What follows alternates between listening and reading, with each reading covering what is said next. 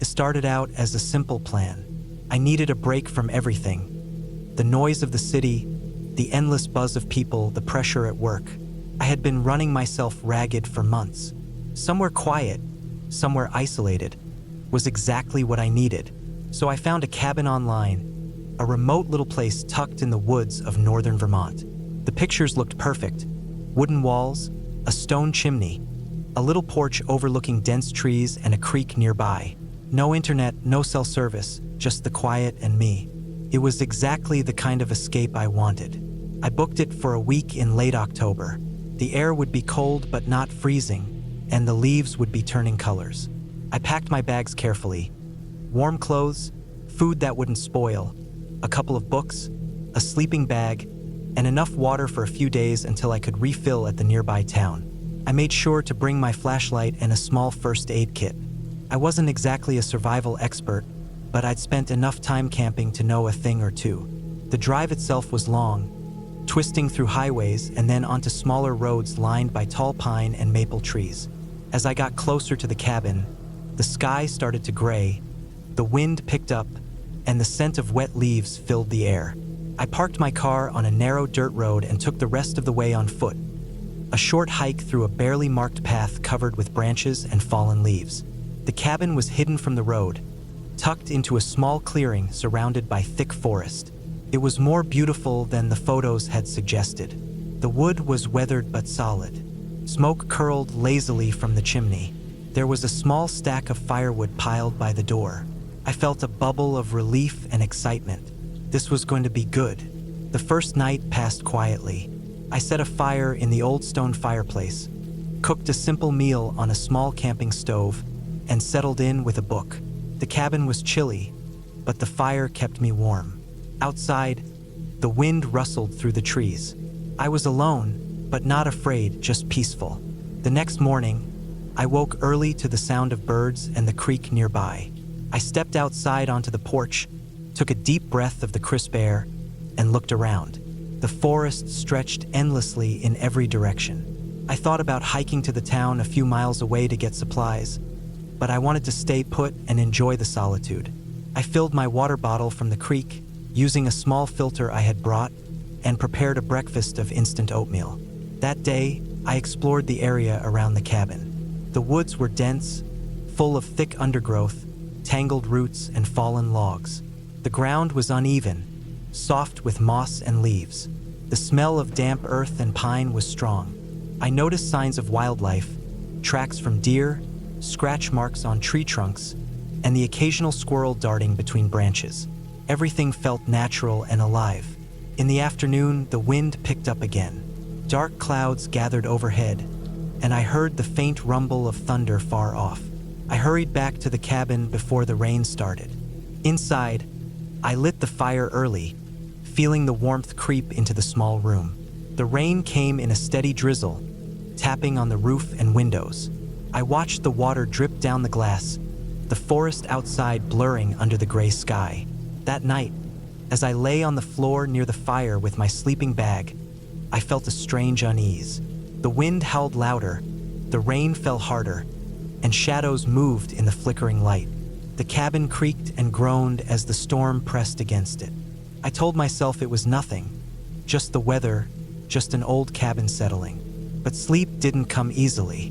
By morning, the rain had stopped. The air smelled fresh, clean.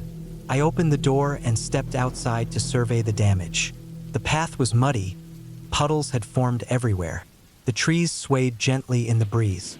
I felt better. The storm was over. I decided to start a fire outside on a small stone pit near the cabin. I gathered dry sticks and twigs from under the thick canopy where the rain hadn't reached as much.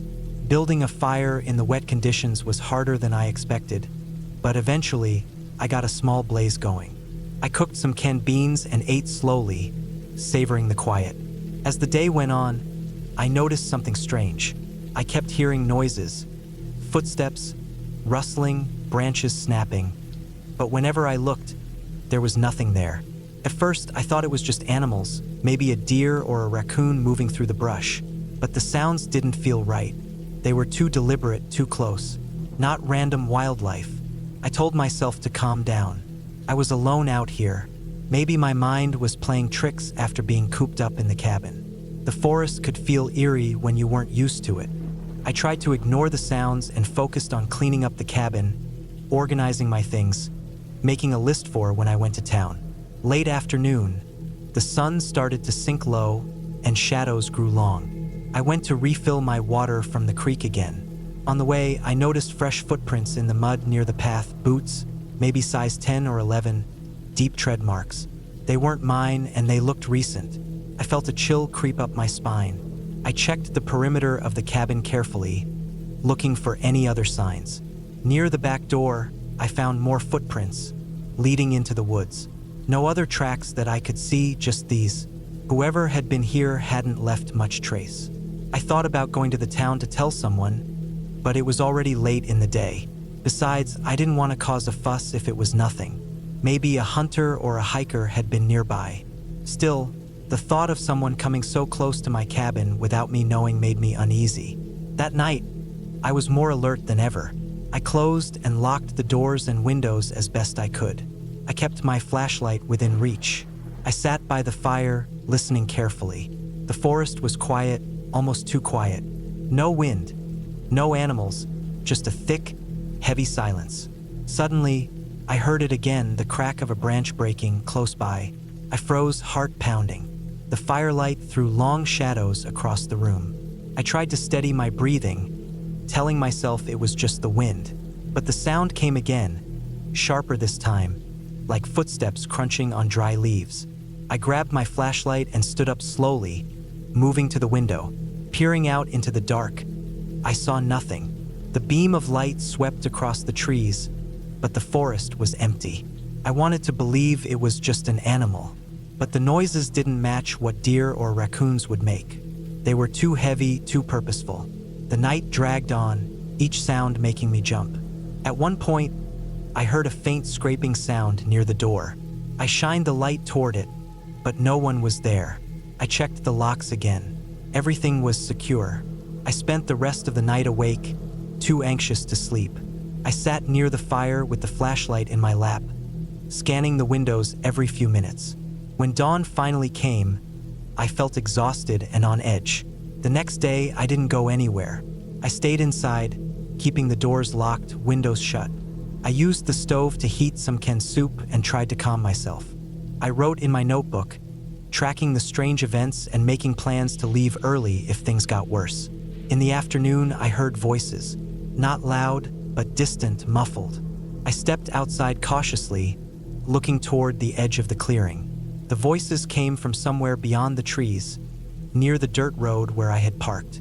I couldn't see anyone. I debated walking toward the road to check, but my nerves held me back. Instead, I stayed near the cabin, listening. After a while, the voices faded, replaced by silence again. Later that evening, I saw headlights, two bright beams cutting through the trees. Someone was driving up the road. Relief and fear mixed in my chest. Maybe help had arrived. Maybe someone had come to check on me. But the car stopped short of the clearing. The lights went off. I couldn't hear the engine anymore. It was like the driver was waiting, watching. I didn't know what to do. I didn't want to approach. I didn't want to stay outside. I locked the door behind me and drew the curtains, trying to convince myself it was just some hunters or travelers resting. That night, the noises were worse. Scratches on the walls, tapping on the windows, heavy breathing just outside the door. I gripped my flashlight and a kitchen knife, pacing the cabin in small circles, heart pounding so loud I thought it would give me away. I wanted to leave. I wanted to get in my car and drive away. But the thought of going out into the dark woods to reach the car terrified me. At some point, I fell asleep, exhausted beyond reason. Morning came again, cold and bright. I stepped outside cautiously. There were footprints everywhere, around the cabin, along the porch, even near my car. Some were boot prints, others were bare feet. They crisscrossed the dirt and grass like someone had been pacing all night. I looked closer and saw marks on the porch railing. Scratches, gouges, like someone had clawed or tried to pull themselves up. That was enough. I packed quickly, grabbing what I could, shoving things into my backpack. I didn't want to leave the cabin messy. I just wanted to get.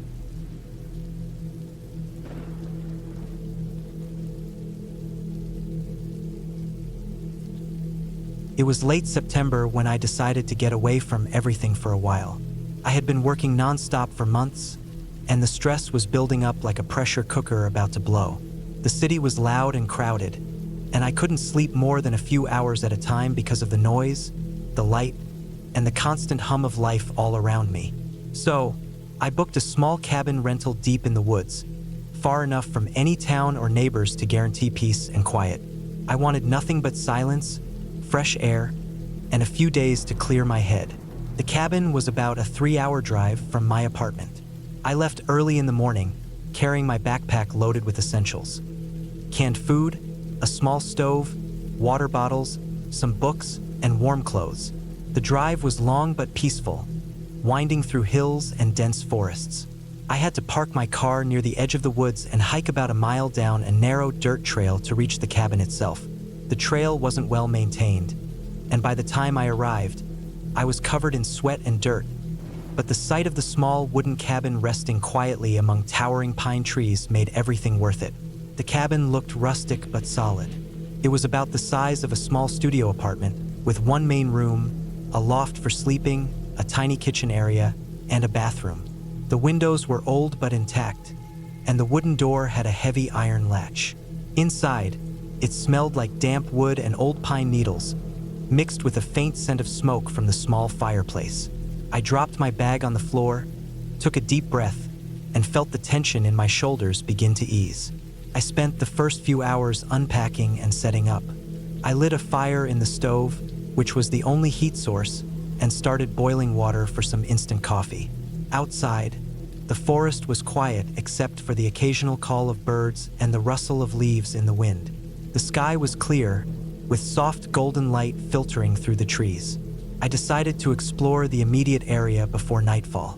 The trail outside the cabin twisted through the forest and led down a small hill to a narrow creek. The water was clear and cold, trickling over smooth stones. I sat by the edge for a while, dipping my fingers in the water and watching small fish dart beneath the surface. It felt good to be alone and disconnected from everything for a while. I took out my phone to check the signal, but as expected, there was none. No Wi-Fi, no cell service, complete silence from the digital world. When I returned to the cabin, I gathered some dry wood for the fireplace and settled in for the night. I made myself a simple dinner of canned chili warmed on the stove, then curled up in the small loft with a book. The loft was cramped but cozy, with a thin mattress and a thick blanket. The only light was the flicker from the fire below and a small battery-powered lantern I had brought. The temperature dropped quickly after sunset, and I was glad I had brought enough warm clothes. As I lay there, I listened to the sounds outside. The wind picked up, sending branches creaking and leaves rustling. Occasionally, I heard the distant snap of a twig or the soft thud of something moving through the underbrush. Nothing unusual for a forest at night, but in the silence, every sound felt amplified. I tried to focus on my breathing and ignore the creeping unease building inside me. Around midnight, something caught my attention. At first, it was just a faint noise, like the crunching of dry leaves. Then, it got louder and closer, footsteps on the dirt trail just outside the cabin. My heart rate quickened. I sat up slowly, careful not to make noise, and looked toward the window. The faint moonlight made it hard to see anything clearly, but I could just make out shadows moving near the edge of the clearing. I told myself it was probably a deer or some other animal passing through. The woods were full of wildlife, after all, but the footsteps didn't sound like an animal's. They were too deliberate, too heavy, and they moved with purpose.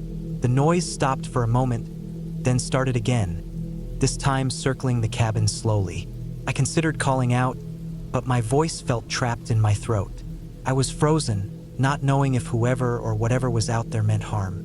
The footsteps circled the cabin twice before stopping right outside the door. Then everything went silent. My mind raced through possibilities. Could it be another person? Someone lost? Or something worse? I remembered the iron latch on the door and quietly slid it closed, locking myself inside. I grabbed a small knife I kept in my backpack, feeling the cold metal handle in my hand. Minutes passed, but the silence stretched endlessly. Then, without warning, a heavy thud hit the door, like someone trying to force it open. I jumped, heart pounding like a drum in my chest. Thud again, and again, steady and rhythmic, as if someone wanted to get inside. I looked out the window, desperate to see who it was, but the darkness was impenetrable. The moon was hidden behind clouds, and the shadows were thick. Then suddenly the thudding stopped. For a moment, the world was completely still. I didn't dare move. I just sat there, knife in hand, eyes fixed on the door.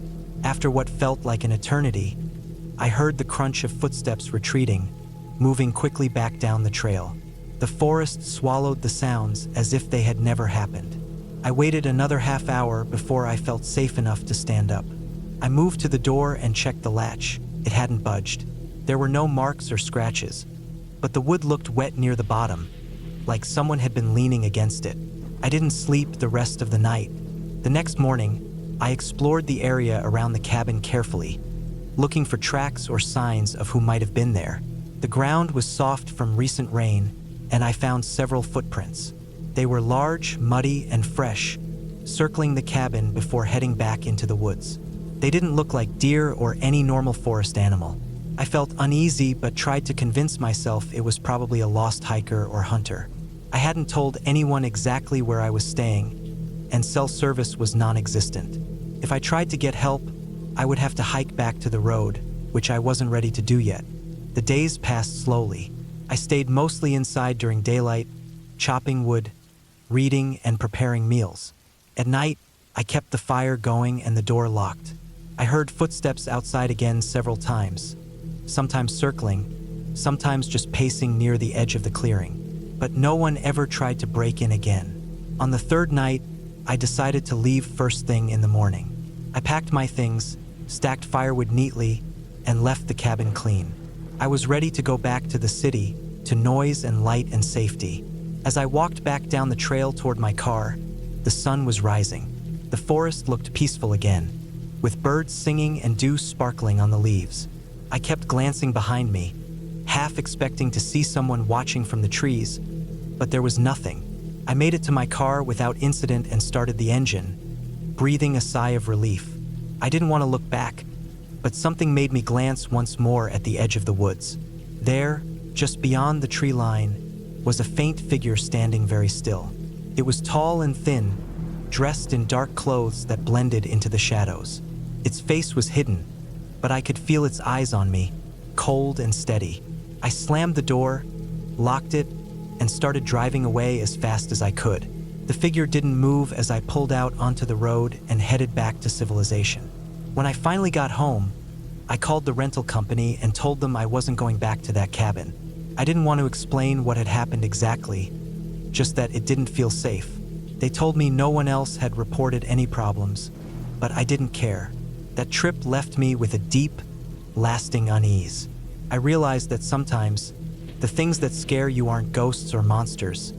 They're real people or something human-shaped, lurking just out of sight. And when you're alone in the woods, far from help, those encounters can be the most terrifying of all.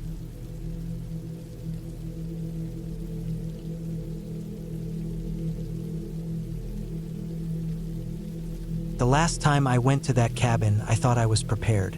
I had packed everything I thought I needed: food, water, a flashlight, matches, some extra clothes, and even a small first aid kit. It was an old cabin, far off the beaten path in the woods, a place I had heard about through some friends but had never been to myself. I had planned a weekend alone, wanting to escape the noise of the city and just spend some quiet time out in nature. What I didn't expect was how quickly everything could turn from peaceful to something that felt, in the most real and unsettling way, dangerous. I arrived late in the afternoon, when the sun was low but still warm on my skin. The drive-in had been rough, a narrow, gravel road that twisted through thick pine trees and rocky hills. The air smelled fresh but sharp, like pine needles and cold earth. When I finally pulled up near the cabin, the sight of it surprised me. It wasn't a tiny shack or some rundown hut like I expected.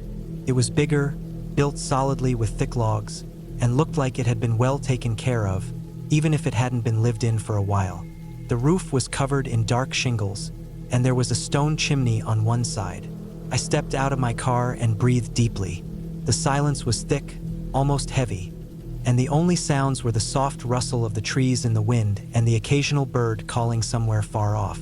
I grabbed my bag and headed toward the front door, feeling a little thrill of excitement mixed with a strange tightness in my chest. The door creaked as I opened it, and I was greeted by the smell of wood smoke and something else. Old, maybe a bit musty. Inside, the cabin was dim but cozy. The wooden floorboards creaked under my boots, and a thin layer of dust coated the furniture. A rough-hewn wooden table stood in the middle of the main room, surrounded by a few chairs.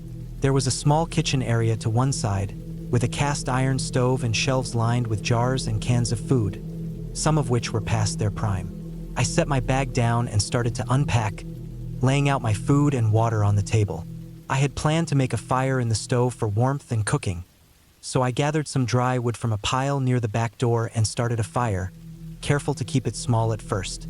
The flames crackled and warmed the room, casting flickering shadows on the walls. I opened one of the windows to let in some fresh air and to keep the smoke from building up too much. As the sun dipped lower, the light outside faded, and the woods beyond the cabin grew darker, deeper. I sat near the fire, eating some canned soup heated on the stove, watching the flames dance. The quiet was almost overwhelming, but I liked it.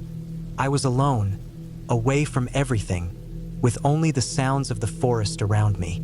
That first night passed without incident, though I slept lightly, waking often at strange noises. A branch snapping outside, the wind moaning through the trees, distant animal calls. I told myself it was just the forest, normal things you hear when you're out in the wild. The next morning, I woke early and went outside to explore a bit. The cabin was surrounded by tall pines and thick underbrush.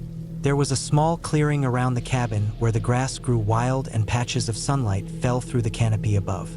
I walked a few hundred yards down a narrow path I found, hearing the crunch of leaves and twigs underfoot. The air was cool and smelled of earth and moss. As I walked, I noticed something strange. A few tree trunks with deep scratches gouged into the bark, as if something large had clawed at them. The marks were fresh, the wood underneath still light and raw. I stopped and looked around, but saw nothing moving except a squirrel darting up a tree.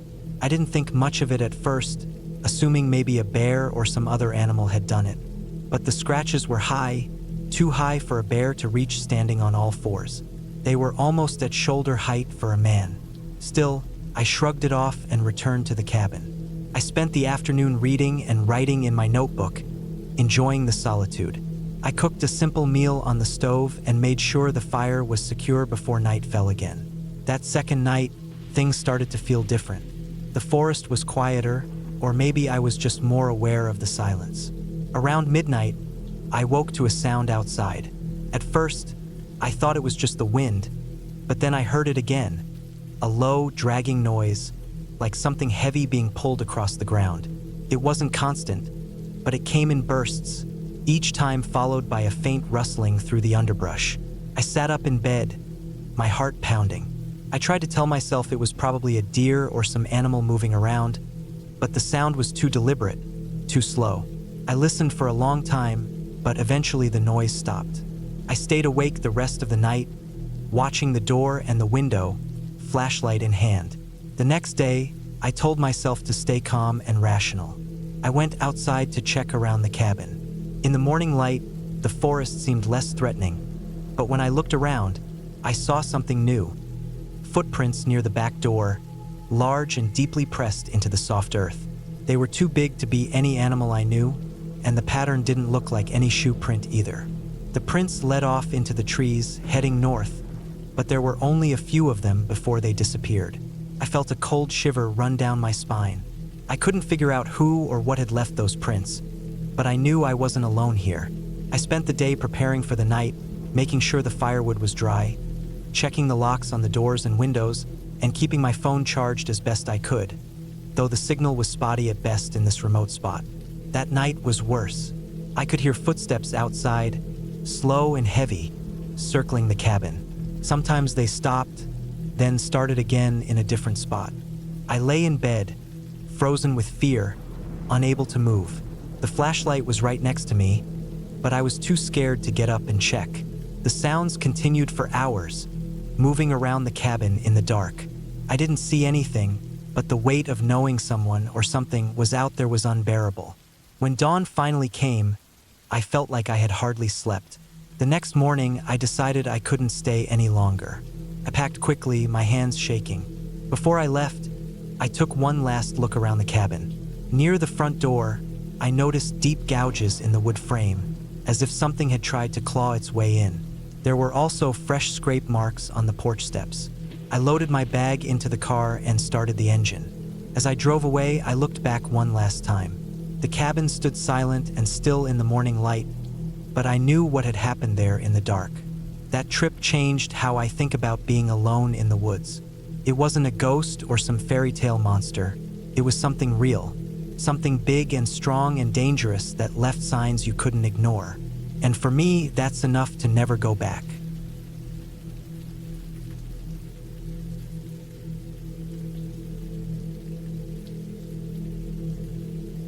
I don't even know where to begin exactly. Maybe I'll start with how I ended up at that cabin in the first place. It wasn't planned, really. I needed a break from everything, the city, work, people. I was burnt out and desperate for quiet, for a place where I could think, be alone, and just breathe. So one evening I booked a small cabin that I found listed online. The pictures showed a simple wooden structure deep in the woods. No neighbors for miles, no cell service, and all the basics I needed for a few days off. It was cheap, honestly, which I liked. The cabin was somewhere in the northern part of my state, nestled near a dense forest with hills and a small lake nearby. I figured it would be perfect for hiking, fishing, and maybe some reading. The drive out there was long, but beautiful. As I left the city behind, the air got cleaner, the sky wider, and the noise disappeared. I remember pulling up to the gravel road that led to the cabin just before sunset.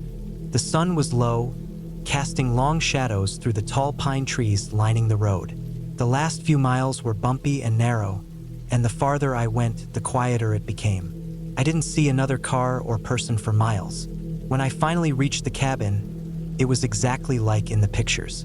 It sat in a small clearing surrounded by trees on all sides. The wooden walls were rough and weathered, but sturdy. There was a small porch with a couple of chairs and a fire pit just beyond that. It smelled like pine and dirt. I parked the car and took a deep breath. This was it, my escape. The cabin inside was small but cozy. A single room with a wood stove, a small kitchen area, and a bunk bed against the far wall.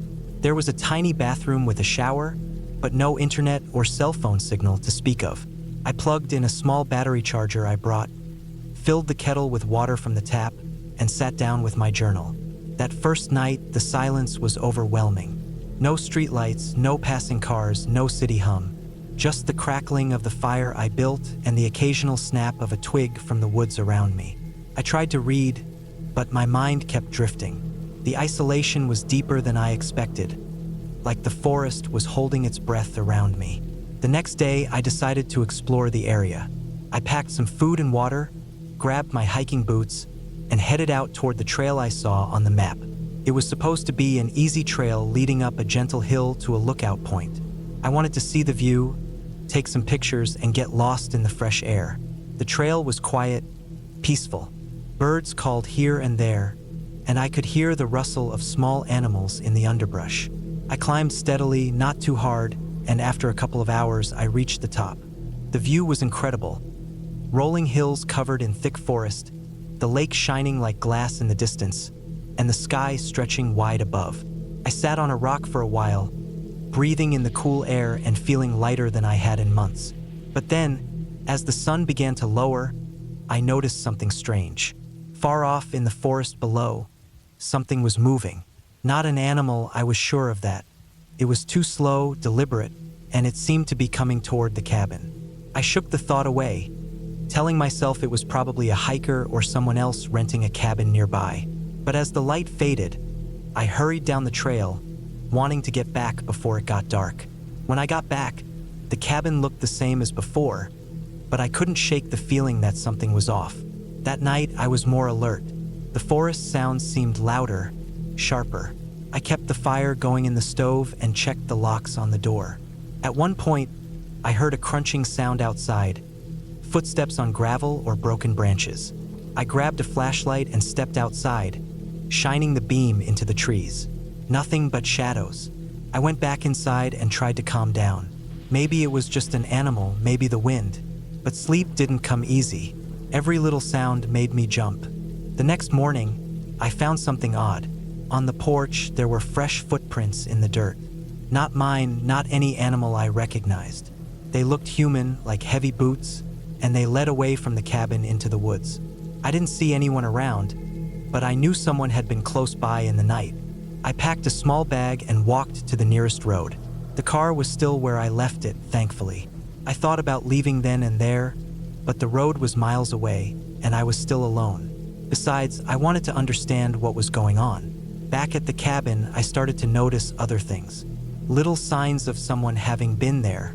A broken twig near the window, a faint smell of smoke different from mine, and at one point, my food pack had been disturbed.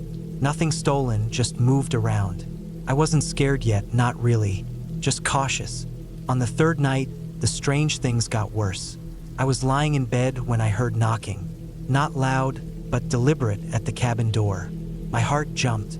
I sat up and listened. No one called out or made any other noise. The knocking came again, 3 soft taps, then silence. I didn't open the door.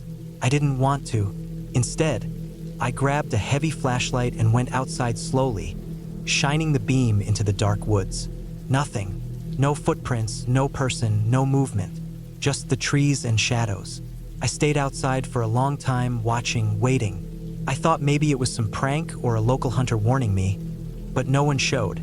The next morning, I found fresh footprints again, but this time they were all around the cabin, like someone had circled it during the night. I started to feel trapped. I thought about calling for help, but there was no signal. The cabin had no phone line, no internet. The only way out was by car or by foot. That day, I stayed inside mostly. I barricaded the door with a chair, kept a knife nearby, and tried to stay calm. I told myself it was just someone messing around. Maybe some local kids, but why come so close, so late at night, and not say anything? That night was the worst. The knocking started again, louder this time, pounding on the door and windows. I could hear heavy breathing outside, footsteps pacing back and forth. My dog, who had been quiet all along, started growling low and barking fiercely. I stayed in the corner, flashlight and knife in hand, shaking. The pounding continued for what felt like hours, then stopped suddenly as the sun began to rise. In the morning, I saw the damage. The door had deep scratches and dents like someone had tried to break it down. The windows had marks too, but no one had forced their way in. I packed my things quickly and drove out of there without looking back. But the story doesn't end there. Once I got home and thought about what happened, I started piecing things together. I found out from a local ranger that the area had some problems with squatters and illegal hunters who liked to sneak in at night. They sometimes stalked cabins like that to scare renters away or to keep the place for themselves. I also learned that some people used the woods nearby for secret meetings or drug deals. That explained the strange smells and footprints. What scared me the most wasn't just the pounding on the door or the footsteps. It was the silence in between, the way someone had been watching me, waiting, and how vulnerable I had been, completely cut off with no way to call for help.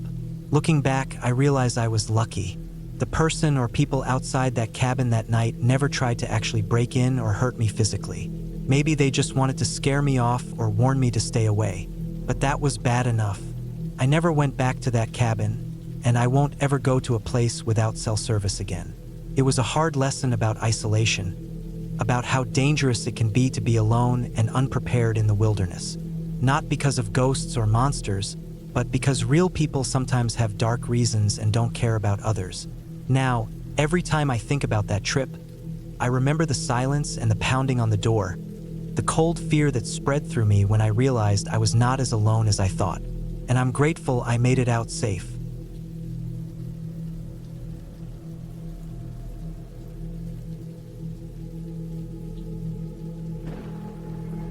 I never planned to spend a night alone in a cabin deep in the woods, but that's exactly what happened. The memory of it stays with me, clear as if it just happened, even though years have passed since that trip.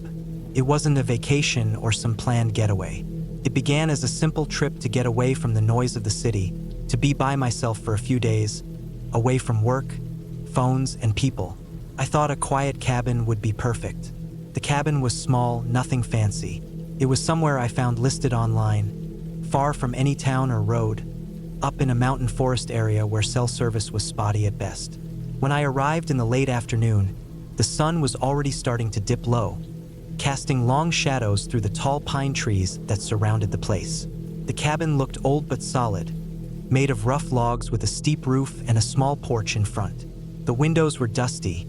The door creaked when I opened it, but inside it was dry and surprisingly clean. Inside the cabin, there was a simple wood stove, a small table, a couple of chairs, and a single bed pushed against the wall. The floor was bare wood, worn but sturdy. A small kitchen corner had a rusty old sink and a gas burner stove. There was no electricity, no running water, only the basics for someone who wanted to live simply. I had packed everything I needed: food, water, a flashlight, matches, a book, and some warm clothes. The first evening was peaceful. I lit the wood stove and cooked a simple meal over the flame. Outside, the forest was quiet except for the occasional rustling of animals moving through the underbrush. The air smelled clean and sharp with pine and damp earth. As darkness fell, I sat by the stove, reading a book by the dim light of a lantern, feeling calm and isolated in a good way. This was exactly what I wanted, a break from everything. But as the night grew deeper, the feeling changed. It wasn't sudden, more like a slow creeping discomfort that settled in my chest. The silence outside became heavy, like the forest was holding its breath. I kept hearing small noises, branches snapping, something moving just beyond the edge of the clearing, faint but close. At first, I told myself it was just animals, maybe deer or raccoons searching for food. I wasn't worried, not really. I went outside for a moment to check the firewood pile. The moon was barely visible behind thick clouds, and the trees looked like tall shadows swaying in the breeze. The air was colder than I expected. When I stepped back inside, I noticed something odd. On the porch, near the edge where I had stacked firewood, there were fresh footprints in the dirt. Big footprints. I wasn't sure if they were human or animal at first. They were too large and spread out to be a deer, maybe a bear, but the shape was strange, wider and flatter than any paw I knew. I felt a flicker of unease but tried to shake it off. Maybe I had imagined it, or maybe the wind had shifted dirt around the pile. I went back inside and locked the door, bolted the windows as best I could, and sat down to finish my book. But my eyes kept drifting to the door and windows. The night felt thick and heavy, the silence too complete. It was the kind of quiet that makes your ears ring and your mind race. Around midnight, I heard something outside. Not a snap of a branch, but a slow, deliberate scraping sound, like something was dragging against the side of the cabin. My heart jumped, and I put down my book slowly.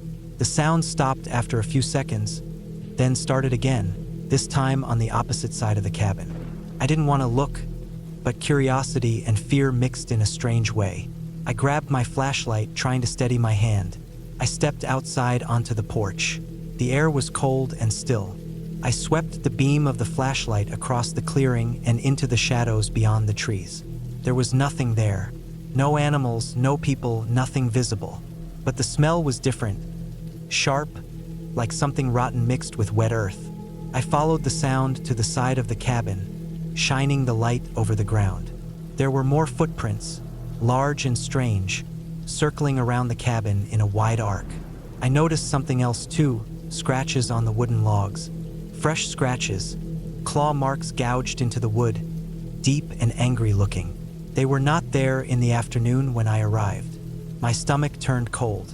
Whatever was out here was not just wandering. It was watching, testing the boundaries. I went back inside quickly, locking the door again, fumbling to light the stove and keep warm. The scraping sound didn't come again that night, but I couldn't sleep. Every creak of the cabin, every small noise outside made me jump. I stayed awake until dawn, staring at the door, gripping a heavy piece of firewood like a weapon. The next morning, the sky was gray and low-hanging, and a fine mist clung to the trees. I spent the day moving cautiously, trying to ignore the dread that had settled deep inside me. I explored around the cabin, marking where the footprints were and inspecting the scratches on the walls. The prints led off into the woods, then returned in an irregular pattern like the creature, if it was a creature, was pacing or waiting. I found broken branches and flattened patches of grass nearby, signs of something large having moved through recently. I decided to make a plan. If this thing was out there, I wouldn't stay the night again. I packed extra water, made sure my phone was charged, though I had no service, and prepared for a long walk back to the nearest road the next morning. I didn't tell anyone where I was going or what I'd seen. I felt stupid for going out here alone, but it was too late now. That night was worse. I barely ate, too nervous to touch the food. I sat by the stove for hours listening. Around 2 a.m., the noises started again. This time it was heavier footsteps, slow and methodical, circling the cabin just outside the windows. The creature or person was close. I could hear the faint sound of breathing, low and uneven, mixed with wet snorts. My heart pounded so loud I was sure it would give me away. I remembered the big piece of firewood I kept by the bed. I gripped it tight, ready to swing if something tried to break in. The sound stopped suddenly, and everything went silent again. The weight of that silence was crushing. I felt eyes on me, unseen but very real. Then, just before dawn, a loud bang shook the cabin. Something slammed against the door with enough force to make the whole structure shudder. I jumped up and swung the firewood at the door, hitting it hard, trying to scare whatever was out there. The banging stopped. I waited, breathless and shaking, but nothing else happened. At first light, I stepped outside cautiously. The door was scratched and dented, but still closed. Around the porch were more large footprints, deeper now, as if the creature had put its full weight on the ground. There was no sign of it now, but the feeling that it was still nearby never left me. Without hesitation, I grabbed my backpack and started walking down the narrow dirt path that led away from the cabin. The woods were thick, the mist still hanging low, and the path slippery from overnight dew. I didn't look back. Hours later, when I finally reached the main road, I saw a passing car and flagged it down. I told the driver to take me to the nearest town. I needed help. I needed to be far from those woods.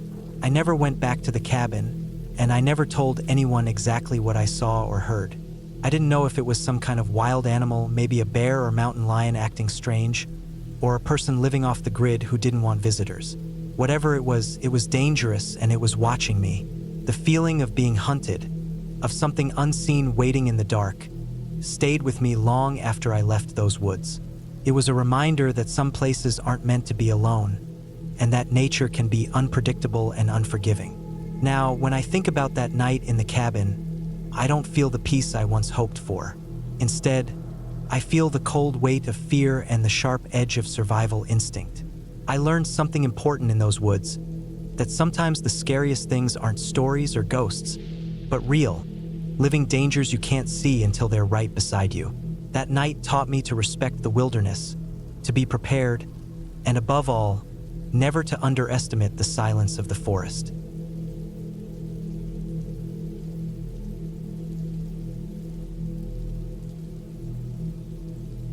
It was a trip I thought would be simple.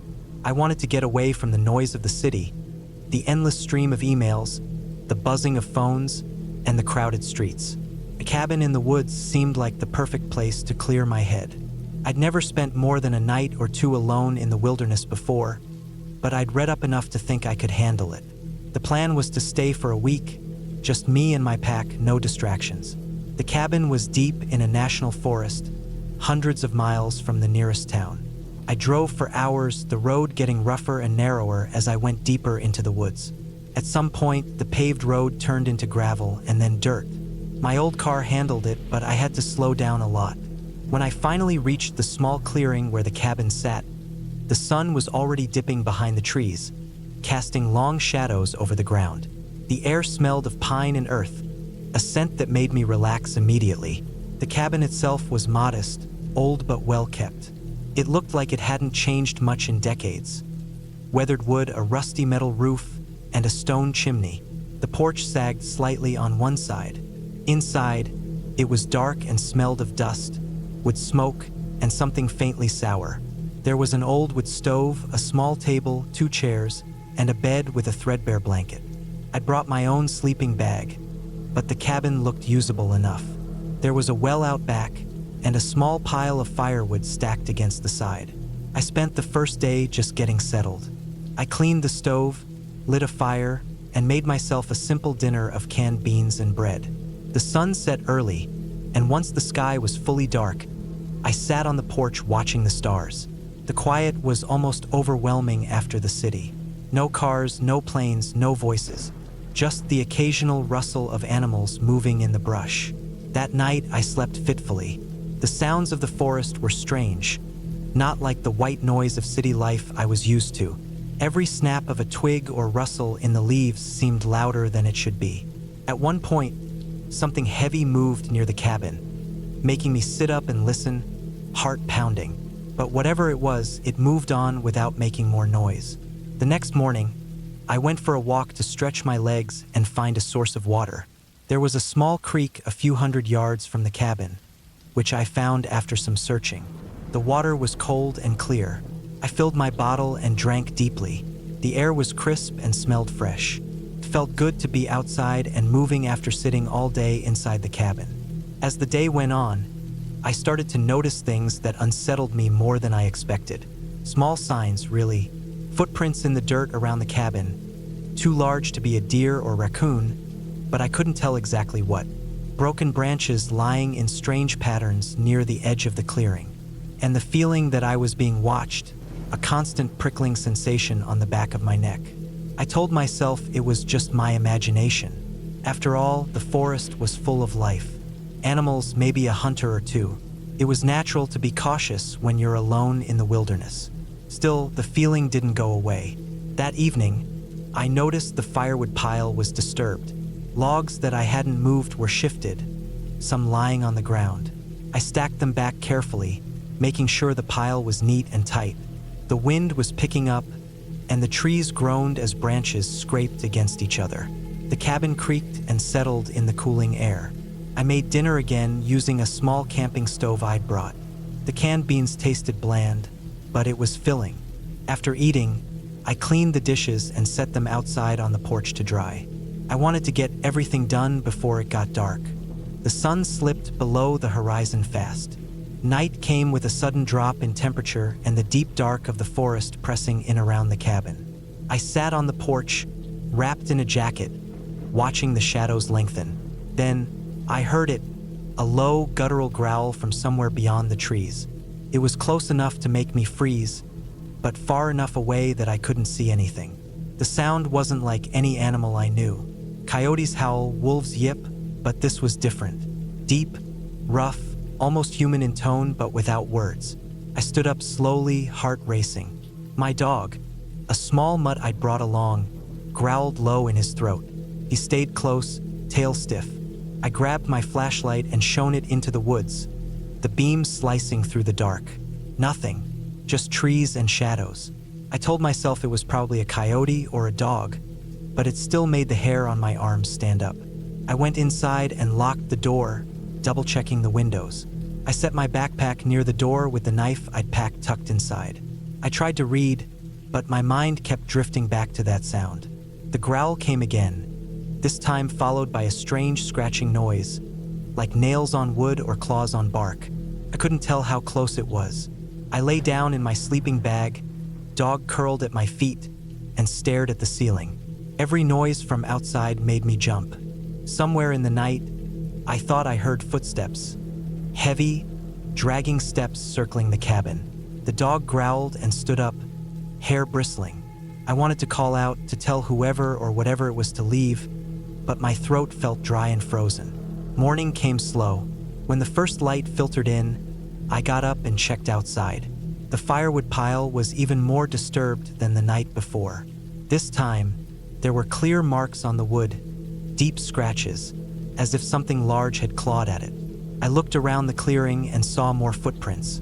They were big, maybe the size of a man's boot but misshapen. It was impossible to tell if they belonged to an animal or a person. I packed my bag with food and water and decided to explore a little, hoping to clear my head. The forest was dense, with thick underbrush and tall pine trees. I followed a faint trail leading uphill, thinking I might find a better view or even a ranger station. The trail was rough and steep. After a mile or so, I came to an old fire lookout tower. It was rusted and abandoned, but I climbed the metal stairs for a better view. From the top, I could see miles of forest stretching out in every direction, a sea of green under a bright blue sky. It was beautiful, and for a moment the fear eased. On the way back, I found something that made my stomach turn. Near the base of a tree, hidden in the dirt and leaves, were scraps of torn clothing and what looked like old food wrappers and plastic bottles. Someone had been here before me, living rough in the woods. That explained the footprints, maybe the growling noises too. But who, and why hadn't I seen anyone? Back at the cabin, I tried to relax. I built a fire in the stove and brewed some coffee. The dog lay on the floor, still uneasy but calmer. The sun was setting again, and the forest was filling with shadows. That night was worse. The noises started earlier. Growls, scratching, heavy footsteps circling the cabin. The dog barked and growled but stayed close. I kept my flashlight and knife ready. At one point, something hit the cabin wall hard enough to rattle the windows. I sat frozen, waiting for whatever it was to come through the door or break a window. But it didn't. At dawn, I was exhausted but relieved. The noises stopped as the sun rose. I decided I wasn't going to wait it out any longer. I packed everything carefully and started my drive back to civilization. On the way back, I thought about what I'd experienced. The woods were alive in ways I didn't expect. Not with ghosts or monsters, but with something just as real, people or animals or something in between. Someone had been living rough near that cabin, and whatever it was had reasons to keep away from strangers. When I got back home, I called the local ranger station. They told me the area was known for occasional homeless people or drifters who sometimes stayed in the forest for weeks or months. They also warned about wild animals, especially coyotes and bobcats, but none of them matched the strange noises I'd heard.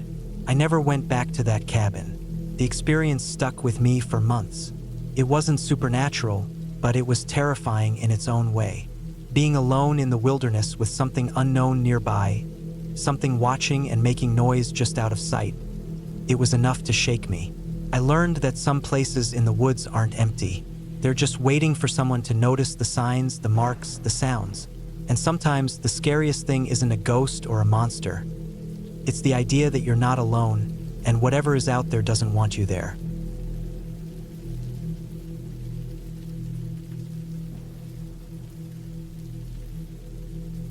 I wanted to get away from everything for a while. My life had been stressful for months. Work was piling up, deadlines were crashing down on me, and I hadn't taken a proper break in years. So, I decided to rent a small cabin in the woods for a week. Somewhere quiet, far from the city noise and the endless emails. I found a place online that looked perfect. A rustic cabin about 20 miles off the nearest highway, surrounded by dense forest. The pictures showed tall pine trees, a small creek nearby, and no neighbors for miles. Exactly what I needed. The drive out there was long but peaceful. As I left the highway behind, the road narrowed and twisted through the trees. The last few miles were dirt, dusty and rough, but the cabin was still easy to find thanks to the GPS coordinates the owner had sent me. When I arrived, the sun was dipping low behind the trees, casting long shadows across the clearing where the cabin sat. It was a small wooden structure, weathered but sturdy, with a stone chimney and a front porch cluttered with old, rusted tools and a stack of firewood. I parked my car beside the cabin, unloaded my bag, and took a deep breath. The air was cold but fresh, smelling like pine needles and damp earth. I stepped inside and flicked on the lights. The interior was simple, an open room with a small kitchen area, a table, a wood stove, and a few chairs. There was a narrow stairway leading up to a loft where the bed was. I felt a little thrill of excitement. This was going to be my retreat from the world for the next 7 days.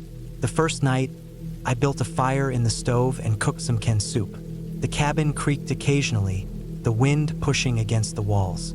Outside, I could hear the soft rustle of leaves and the distant cry of an owl.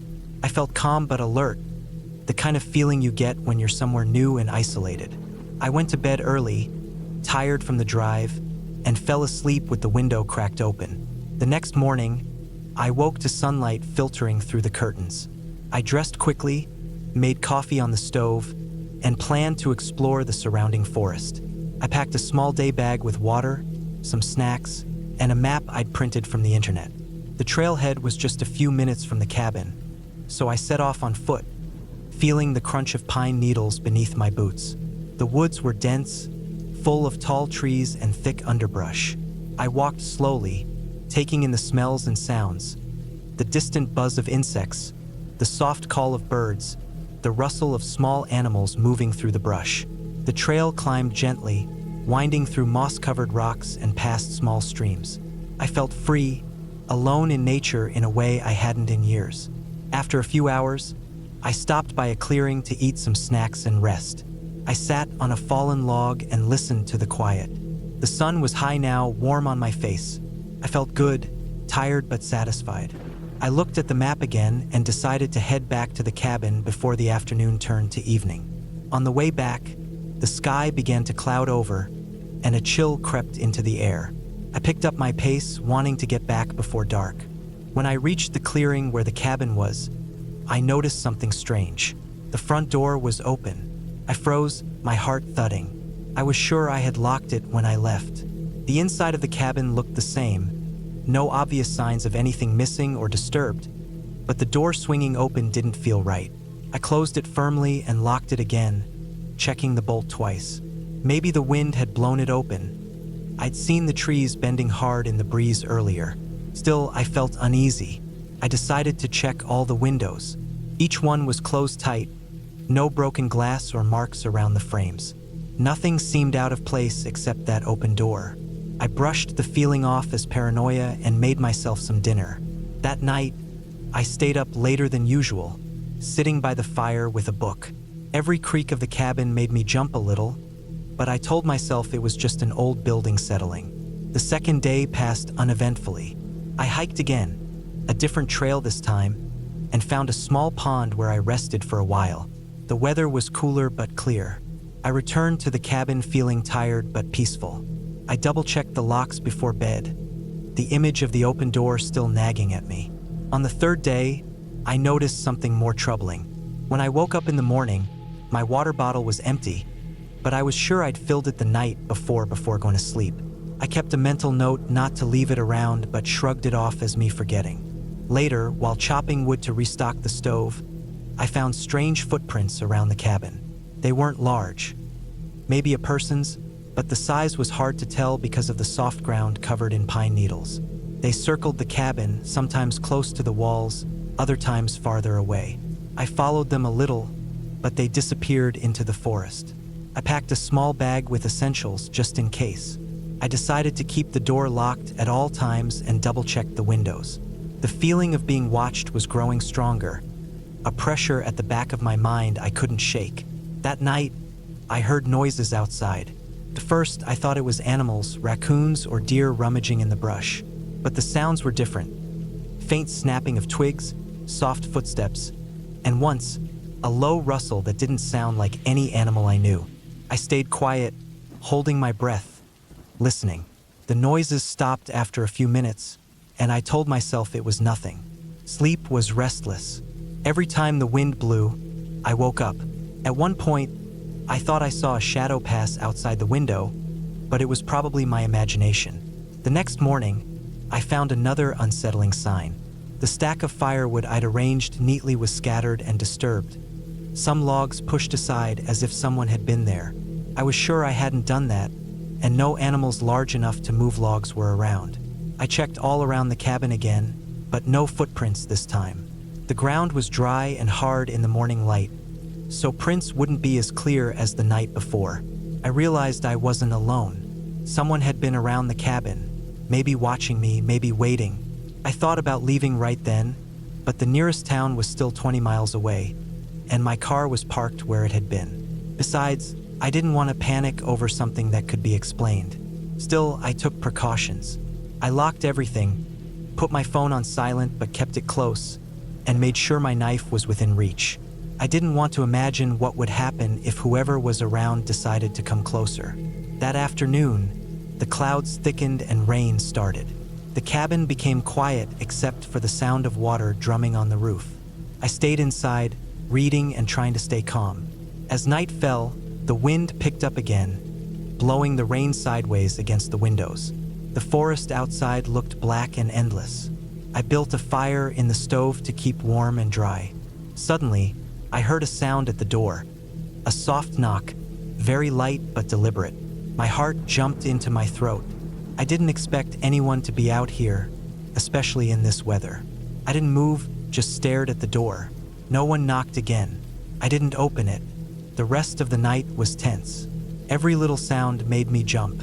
I sat by the fire with the knife on my lap, eyes fixed on the door, waiting for something that never came. The next morning, the rain had stopped, but the air was heavy and damp. I stepped outside carefully, looking for signs of anyone. Near the door, in the mud, were fresh footprints.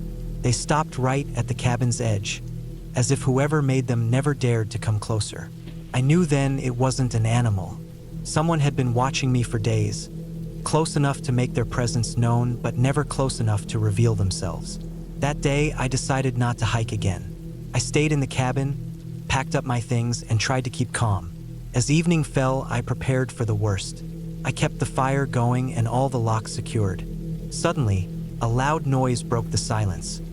A heavy banging on the cabin door, fast and urgent. My heart pounded as I grabbed my knife and backed away from the door. The banging continued for several seconds, then stopped. I didn't open the door. After a few minutes, I heard footsteps running away into the forest. I waited until I was sure the person was gone, then grabbed my bag, locked the cabin, and ran to my car. I didn't look back. The drive back to town was tense. I kept my eyes on the road and the rearview mirror, waiting for headlights or movement in the trees. But nothing followed me. When I finally reached the gas station and safety of the main road, I felt relief like a weight lifting off my chest. Later, I reported what happened to the local sheriff. They took my statement and said someone might have been camping illegally nearby or scouting the cabin for some reason. They told me it wasn't unusual for remote places to attract people looking for a place to hide or cause trouble.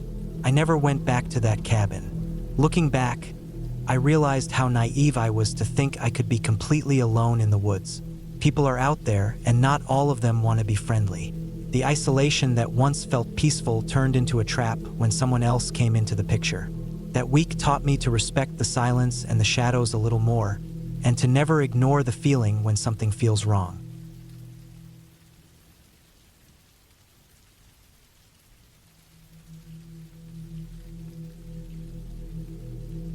It started as just a simple weekend trip. I had been planning it for months.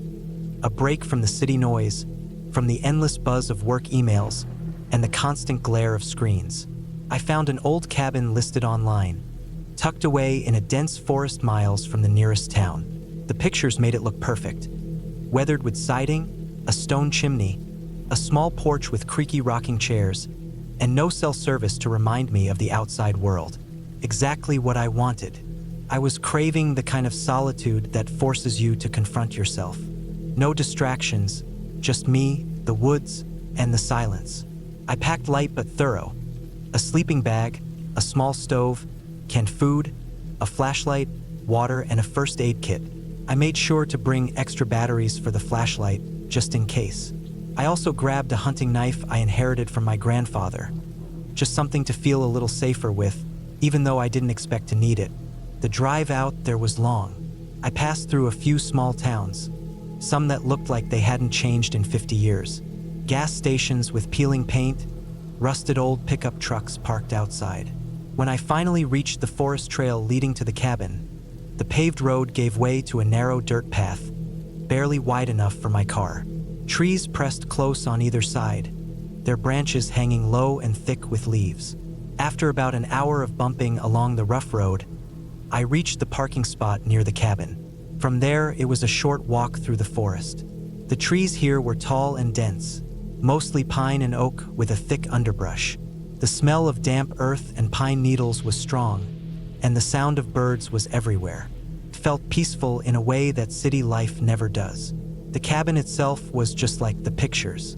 Small, maybe 500 square feet, made from rough logs with deep chinking between them. The roof was covered in moss and old leaves, and smoke was coming out of the chimney, which was a good sign. It meant someone had been there recently or at least had maintained it. I pushed open the door, which groaned loudly on its hinges. Inside, it was small but cozy. A wood stove sat in the corner with some split logs stacked neatly beside it. A simple kitchen area with a sink and a few cupboards. A table with 2 chairs, a small bed with a thick quilt, and some shelves with old books and canned goods. It smelled like wood smoke and something faintly musty, like old paper and damp blankets. I set my bag down and lit a fire in the stove. The warmth spread quickly, pushing back the chill that had settled in after walking through the forest. I unpacked my food and stove, preparing a simple meal.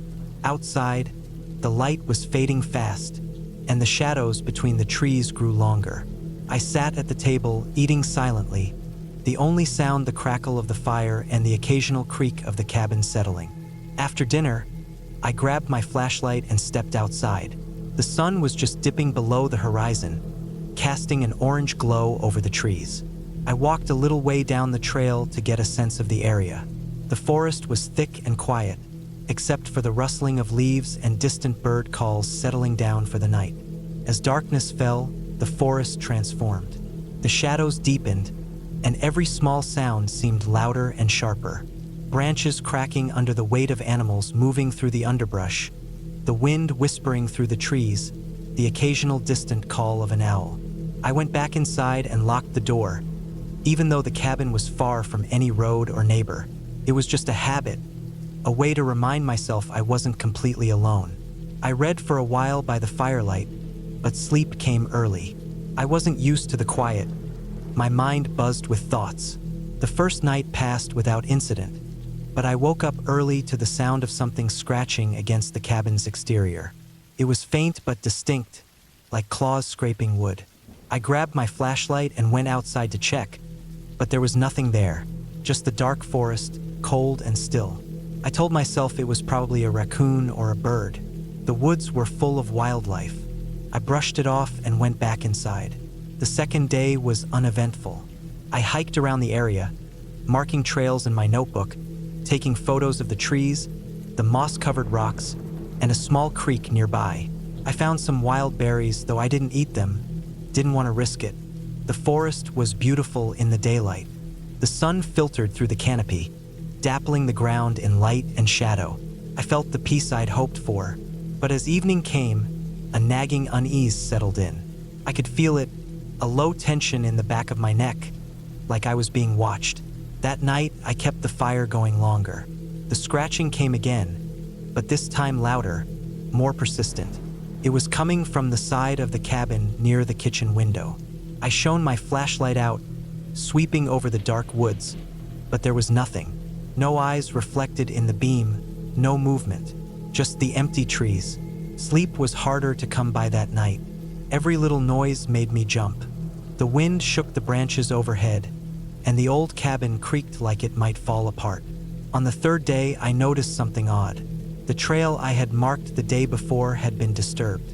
Small footprints, too big for a deer, too small for a bear, pressed into the dirt and leaves. They led toward the cabin and stopped just short of the porch. I checked around carefully, scanning the trees and underbrush, but saw no one. The prints looked fresh, maybe made overnight. I felt a chill run down my spine. I wasn't completely alone here. Someone or something had been close enough to leave prints. I thought maybe it was a hunter or a hiker, but the area was remote, and no one else had told me about nearby cabins or people. Still, it was possible. That night, I made sure to lock everything up tighter. I put my knife on the table next to me and kept the fire burning high. The scratching noise was back again, but this time there were new sounds. faint footsteps crunching leaves, the snap of a twig somewhere deeper in the woods. My heart pounded, but I told myself to stay calm. At around 2 a.m., the noises grew louder, closer. I heard something trying to open the door, the handle rattling softly. My hands gripped the knife tightly. I stayed frozen, listening. After what felt like an eternity, the sound stopped. I waited, breath shallow, until dawn. When morning came, I went outside carefully, checking every door and window. The latch on the back door had been forced slightly, splinters of wood on the ground. Whoever was here had tried to get inside. I packed up most of my things that day. I was done. I wanted to leave, but the dirt road was a mess. Muddy from recent rain and nearly impassable for my car. I decided to wait another night just to be safe. I kept a small fire going, stacked rocks around the cabin to mark the perimeter, and stayed alert. That night was the worst. The noises didn't stop. Scratching, footsteps, the sound of someone or something circling the cabin. At one point, I heard breathing outside the window. I shone my flashlight directly into the dark and caught a glimpse of a figure disappearing into the trees. I stayed inside, knife in hand, listening until the sun rose again. In the cold light of dawn, I found more evidence. The figure hadn't been a wild animal. There were clear human footprints, deeper and larger than before.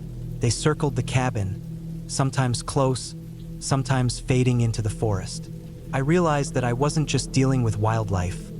I was being watched, stalked, maybe even hunted. I had to leave. That day, I prepared to hike out on foot. I packed my backpack, filled my water bottle, and took the hunting knife. I didn't want to use it, but I had to be ready. The forest seemed different now. Every shadow looked like it might hide something. Every sound set my nerves on edge. I left the cabin behind, locking the door as best I could. The dirt road was slick and muddy, but I stuck to it. I walked fast, glancing back often. I heard distant footsteps behind me, but when I turned, there was nothing. After what felt like hours, I reached the main road. Cars passed by occasionally, and the sound of civilization made me breathe easier. I flagged down a pickup truck that stopped for me, and the driver agreed to give me a ride to the nearest town. Once safe, I called the local ranger station to report what had happened. They told me that there had been reports of illegal hunters and squatters in the area, people who stayed hidden in the woods, sometimes breaking into cabins and stealing supplies. They warned me to be more careful next time and said they would send patrols. I never went back. The thing that scared me most wasn't the isolation or the darkness. It was the fact that someone else had been there, lurking just beyond the walls. Someone who had been watching me, waiting for the right moment. The forest had hidden them well. No ghosts, no monsters, just a person with bad intentions. I learned that nature can be peaceful, but it can also hide dangers far worse than the wild animals. Sometimes the scariest thing out there is another human being. And when you're alone in a place like that, with no way to call for help, that's when it really hits you how vulnerable you are. I'm telling this now because I want anyone who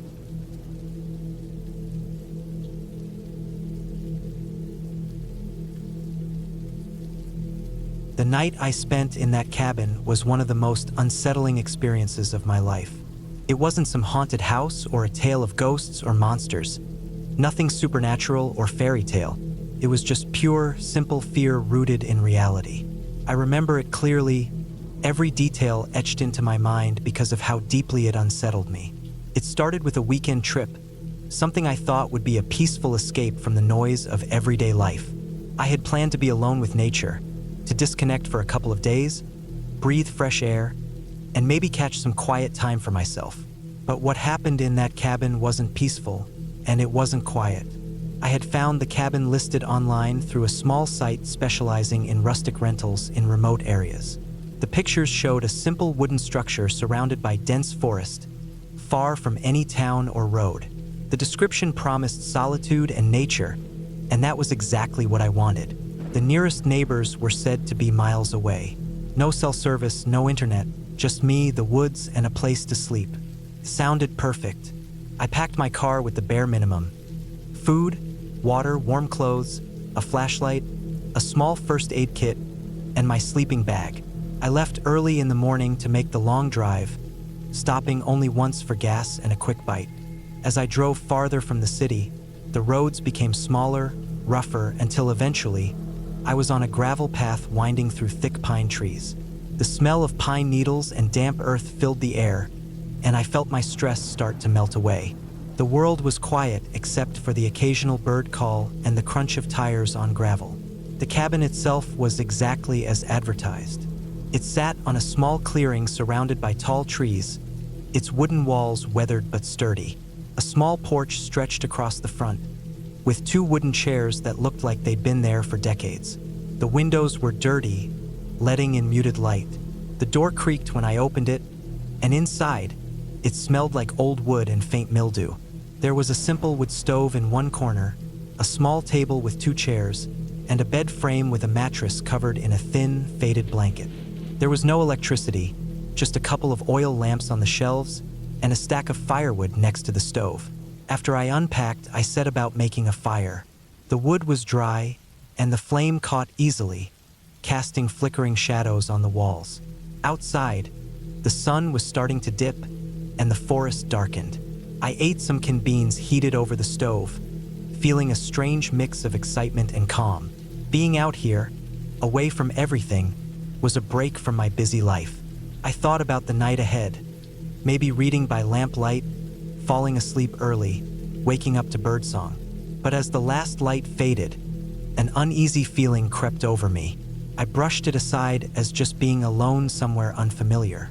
I had stayed alone in cabins before, so this was nothing new. Still, the silence was different here. No hum of electricity, no distant cars, no city noises, just the occasional rustle from outside, the creaking of the cabin settling. I put the oil lamp on the table and settled down to read, but my eyes kept drifting to the window. The trees outside seemed to move even though there was no wind. Shadows danced strangely in the darkness. I told myself it was just the firelight, or maybe my imagination playing tricks. The forest was dense, and the moon was hidden behind clouds, so it was pitch black outside. Then, around 9 p.m., I heard it. A faint noise, barely noticeable at first. A scraping or scratching sound coming from the side of the cabin. It was slow and deliberate, like nails dragging against wood. I froze. My heart started pounding. I reminded myself that I was in the wilderness. Animals could be nearby. Maybe a raccoon or a bear, I thought. But the noise wasn't natural. It was steady and uneven, like something or someone trying to get in. I grabbed my flashlight and shone it out the window toward the noise. Nothing. Just trees and darkness. The noise stopped, then started again a minute later. This time, it came from the back of the cabin. I crept to the door, my breath shallow, and looked out. Nothing but shadows. The night felt thicker, heavier. The quiet around me seemed to stretch and press in. I locked the door, double-checked the windows, and sat back down with the flashlight in my lap. I kept telling myself it was probably a deer rubbing its antlers or a branch scraping. But the sounds didn't feel random. They felt intentional, like someone was moving slowly, waiting, watching. I tried to sleep, but every noise made me tense. The wind, which had been calm earlier, picked up, causing the cabin to groan. The fire in the stove flickered and nearly went out. I added more wood, trying to keep the light and warmth. Outside, the noises returned, scraping, then a faint thud, as if something heavy was dropped against the side of the cabin. My dog, who had come with me, growled low in his sleep. Around midnight, the sounds changed. I heard footsteps on the gravel path leading to the cabin, slow and deliberate. I could tell by the sound that it wasn't an animal. It was human. The steps circled the cabin, pausing now and then, scraping at the walls. I was paralyzed with fear. I didn't know who it was or what they wanted, but I knew I had to stay silent and still. The footsteps stopped just outside the window I was watching. I caught a glimpse of a shadow, a tall figure, barely visible in the dark. My heart was pounding so loud I was sure they could hear it. The figure moved away slowly, footsteps retreating down the path. Then silence again. The rest of the night was unbearable. Every creak, every rustle, every whisper of wind felt like a threat. I sat by the stove, wrapped in my blanket, watching the windows, flashlight ready. The dog stayed close, alert and tense. I didn't dare sleep. Morning light finally came. I stepped outside carefully, scanning the area around the cabin. There were footprints, heavy boots, pressed into the gravel path, circling the cabin and then heading back into the woods. No other signs, no broken locks or forced entries, just the tracks and a feeling of being watched. I packed quickly, feeling the weight of fear still heavy on me. I locked the cabin door behind me and drove away as fast as I could. When I got to cell service, I called the local sheriff and reported what happened. They said they would check the area but warned me that in places this remote, people sometimes camp illegally or worse, and it's hard to catch anyone unless they're caught in the act. That night at the cabin taught me something I hadn't expected. Fear isn't always about ghosts or monsters. Sometimes, it's just the knowledge that someone unknown is close enough to touch you, watching you, waiting, and you're completely alone with no way to call for help. The experience stayed with me for years, changing how I saw solitude and safety. I still love the outdoors, but now I'm more careful, more aware.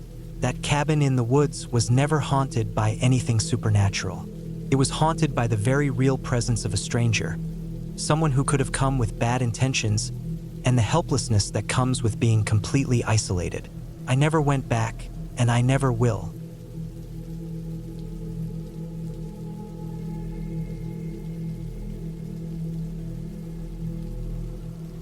The sun had just slipped behind the dense trees when I arrived at the cabin. It sat alone, deep in the woods, far from any road or town, the kind of place you only reached by following a narrow dirt trail that twisted through the forest. I had planned this trip for months. Just me, a few days away from the city noise and my usual routine, hoping for some peace. The cabin looked sturdy, made of rough timber with a stone chimney and a small porch that creaked underfoot. A thin layer of dust covered the windows, and the door hung slightly crooked on its hinges, but overall, it seemed solid enough. As I stepped inside, the air was heavy with the smell of damp wood and something else. Something faint, like old smoke or maybe just time pressing down on the place. The cabin was small but practical. A simple kitchen with a rusty stove, a sink with a cold tap, a wooden table and chairs, and a narrow bed pushed against the far wall. Shelves lined the walls, cluttered with dusty jars and faded tins. I dropped my pack and took a slow walk around, noting the small details. The faded wallpaper peeling at the corners, a stack of newspapers from years ago, a cracked mirror hanging crooked on one wall. It was obvious no one had lived here for a long time. I set up my sleeping bag on the bed and began unpacking the supplies I brought. Food, water, a lantern, and some basic tools. The sun was gone now, and the forest outside had turned a deep shade of black, thick and quiet except for the occasional rustle of leaves. I lit the lantern and sat by the window, watching the faint shapes of trees sway in the night breeze. The woods felt alive in a way that was different from the city, quiet but alert, like they were holding their breath. The first night passed uneventfully. I slept in short bursts, waking every so often to the sounds outside. The hoot of an owl, the snap of a twig somewhere distant, the rustling of small animals moving through underbrush. Each time I woke, I felt a little uneasy but told myself it was normal. This was the wilderness and it was supposed to feel a little wild. On the second day, I set out early to explore the nearby trails. The forest was dense, a mix of tall pines and oaks, their branches thick enough to block out most of the sky. The air smelled fresh but dry, with a faint hint of pine sap and earth. I walked for miles, crossing a shallow creek and climbing a small ridge that offered a brief view of the valley below. Everything felt untouched, silent except for the occasional bird call or the crunch of my boots on dried leaves. But as the day wore on, I started to notice odd things. Small signs that something wasn't quite right. The first was a patch of ground I passed near the creek. It looked like the earth had been recently disturbed. Loose soil scattered over the rocks, broken twigs, and crushed leaves. I thought maybe an animal had been digging, but there was no clear pattern, and the disturbed area was oddly square, like it had been dug by a human. There were no footprints I could see, just this patch of earth that didn't quite fit with the rest of the forest floor. I shrugged it off and kept walking, But soon after, I came across another strange detail. There were marks carved into a tree trunk, shallow but deliberate. They looked like scratches or notches, arranged in a line down the bark. I knelt to get a closer look, tracing the marks with my finger. They didn't form any letters or symbols I recognized, just a series of short, jagged lines. Whoever had made them had been careful but left no other signs of their presence. I looked around, feeling the weight of silence deepen. No birds, no insects, nothing. It was as if the forest itself was holding its breath. The quiet pressed on me until I stood up quickly, forcing myself to move forward. I wanted to get back to the cabin before dark.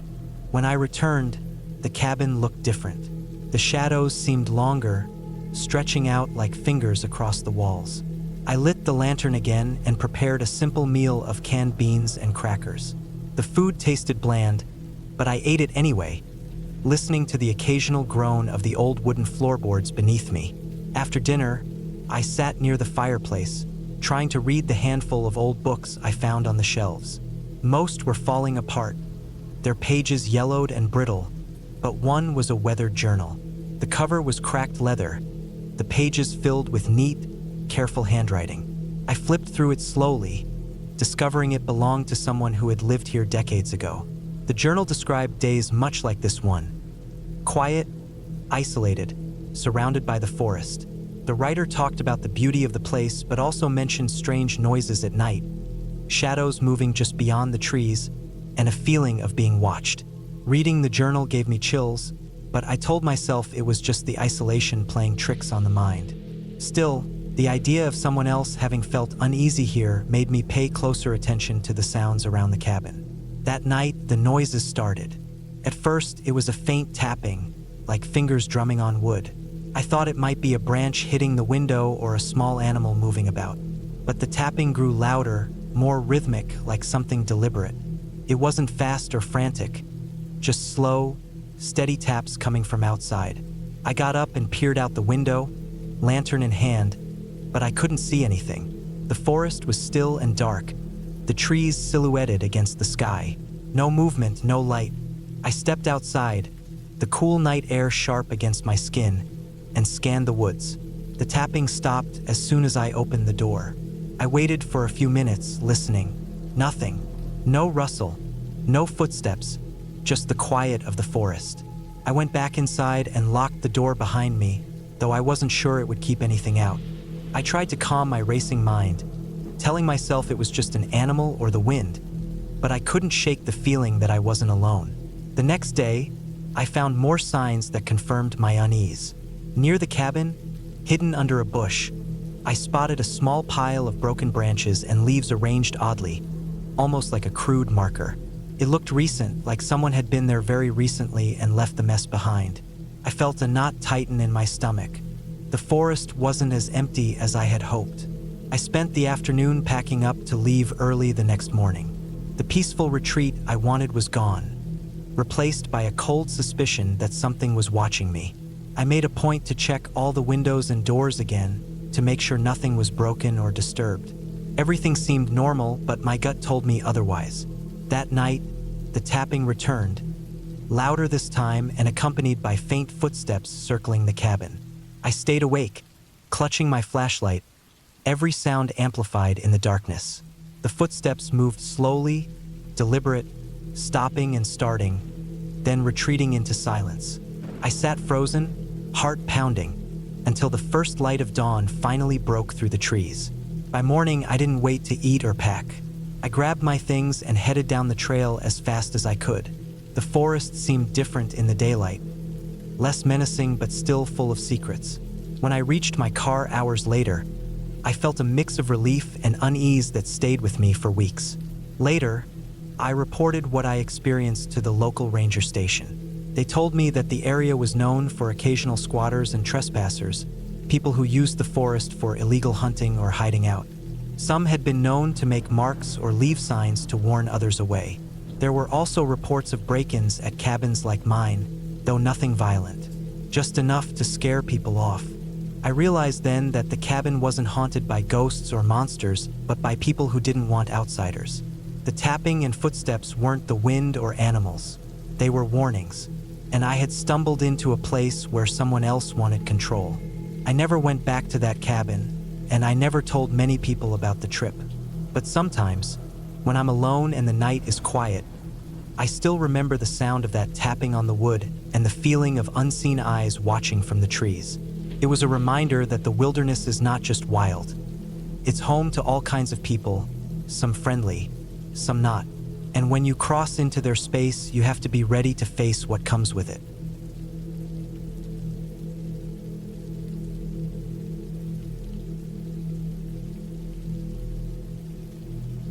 I had been looking forward to this trip for months. The idea of getting away from the city noise, the constant buzz of people, and the never-ending pressure of work felt like a lifeline. I had found a small, remote cabin to rent, tucked away in the deep woods of the Pacific Northwest. It was the kind of place that didn't even have cell service, where the only sounds were the wind in the trees and the occasional call of a bird. I was desperate for that kind of quiet, to disconnect completely. The cabin itself was old, built sometime in the early 1900s.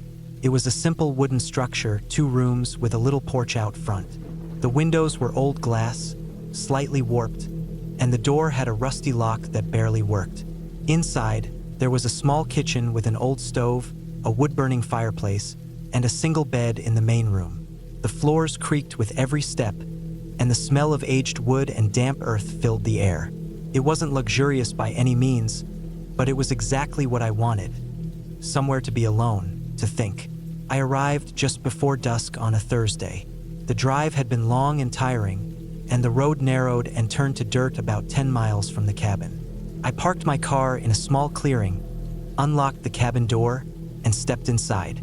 The first thing I did was light a fire in the fireplace to warm the place up. The air was cold and damp, and the night was already closing in. After unpacking, I sat on the porch for a while, watching the sun dip below the tree line. The silence was almost overwhelming, but in a good way. That first night, I slept poorly. The unfamiliar sounds of the forest kept waking me.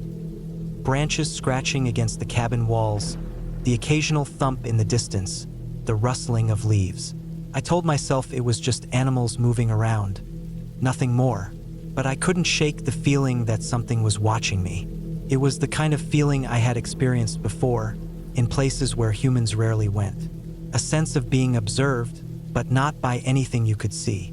The next morning, I woke early and built another fire in the stove. I had brought some food with me, mostly canned goods and bread and some water. The cabin had a well, but the water tasted metallic, so I was careful about using it. I spent the day exploring the surrounding woods, trying to relax and enjoy the fresh air. The trees were tall and dense, and the forest floor was thick with moss and fallen leaves. I found a small stream nearby where I could refill my water bottles.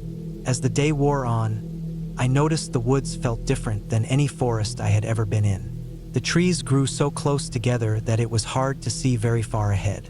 The light was muted, even on a bright day, filtered through the thick canopy overhead. There was an unnatural stillness to the place, like the forest was holding its breath. Birds were scarce, and the usual sounds of insects were subdued. It was beautiful but eerie. I returned to the cabin well before dark. I cooked some beans on the stove, ate quietly, and sat near the fire, reading an old book I had brought. The quiet was comforting at first, but as the evening progressed, the feeling of being watched came back stronger. It wasn't just the woods outside now. It felt like the cabin itself held something. I checked the locks on the doors and windows, but everything seemed secure. Still, I left the fireplace burning all night, the flames casting flickering shadows on the walls. The second night was worse. Around midnight, I heard footsteps outside. They weren't loud, just soft, shuffling sounds, like someone walking slowly through the leaves. I froze, my heart pounding. I grabbed the old hunting knife I kept in my pack, just in case. The footsteps stopped suddenly. Then I heard a faint, almost imperceptible scrape against the cabin siding. It lasted just a few seconds before everything went silent again. I told myself it was probably a deer or some other animal, but the thought didn't ease my nerves. I stayed up for hours watching the dark windows, waiting for anything to happen. When the sun finally started to rise, I finally fell asleep, exhausted. The next morning, I found marks on the outside wall of the cabin, scratches deep enough to tear the wood. They weren't random. They looked deliberate, like someone or something had tried to claw their way in. I checked the perimeter carefully but found no footprints or other signs of human presence. The ground was covered in thick layers of old leaves, but nothing seemed out of place except those scratches. I decided to pack up and leave the next day. Something about the place made me uneasy, and I didn't want to risk staying longer. But that afternoon, when I went for another walk, I noticed strange things in the forest. Little things that didn't make sense. At one point, I saw a tree that had been freshly cut. Not with an axe or saw, but gouged deeply with some sharp tool. The marks were jagged and rough. Nearby, I found broken branches, arranged in patterns that looked too deliberate to be random. There were small piles of stones carefully stacked. I didn't understand what they meant, but they made me feel watched again. Later, I found a shallow hole dug into the earth, barely a foot deep. It looked hastily covered with leaves and dirt. I kicked some of the dirt away with my boot, revealing something underneath. A small piece of torn fabric, like part of a shirt. It was stained dark and old. I pocketed it, feeling a chill run down my spine. That night, I barely slept. The sounds outside grew louder and closer. The footsteps returned, this time accompanied by low, muffled noises I couldn't identify. The wind picked up, rattling the windows and shaking the cabin walls. I stayed up all night, gripping my knife, listening to every sound. At dawn, I decided to leave immediately. I packed my things quickly and started the hike back to my car. The forest seemed darker than before, the path harder to follow. I kept hearing noises behind me, just out of sight. Once, I thought I saw a figure standing among the trees, but when I looked again, it was gone. By the time I reached the clearing where I parked, I was sweating and out of breath. I jumped in the car, locked the doors, and started the engine. As I drove away, I looked back through the rearview mirror, half expecting to see something standing at the edge of the woods. But the forest looked empty and silent again. Once I was back in town, safe and away from that place, I started researching. I wanted to understand what I had experienced. I asked locals, visited the library, and read old newspaper archives. What I found disturbed me even more. The area where the cabin stood had a dark history.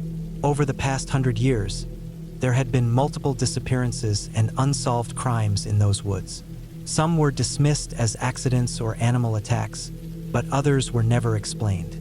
There were rumors of people living off the grid, hiding from society, some involved in illegal activities, drug production, poaching, even worse. The markings I saw on the trees and cabin could have been warnings or signs left by these people.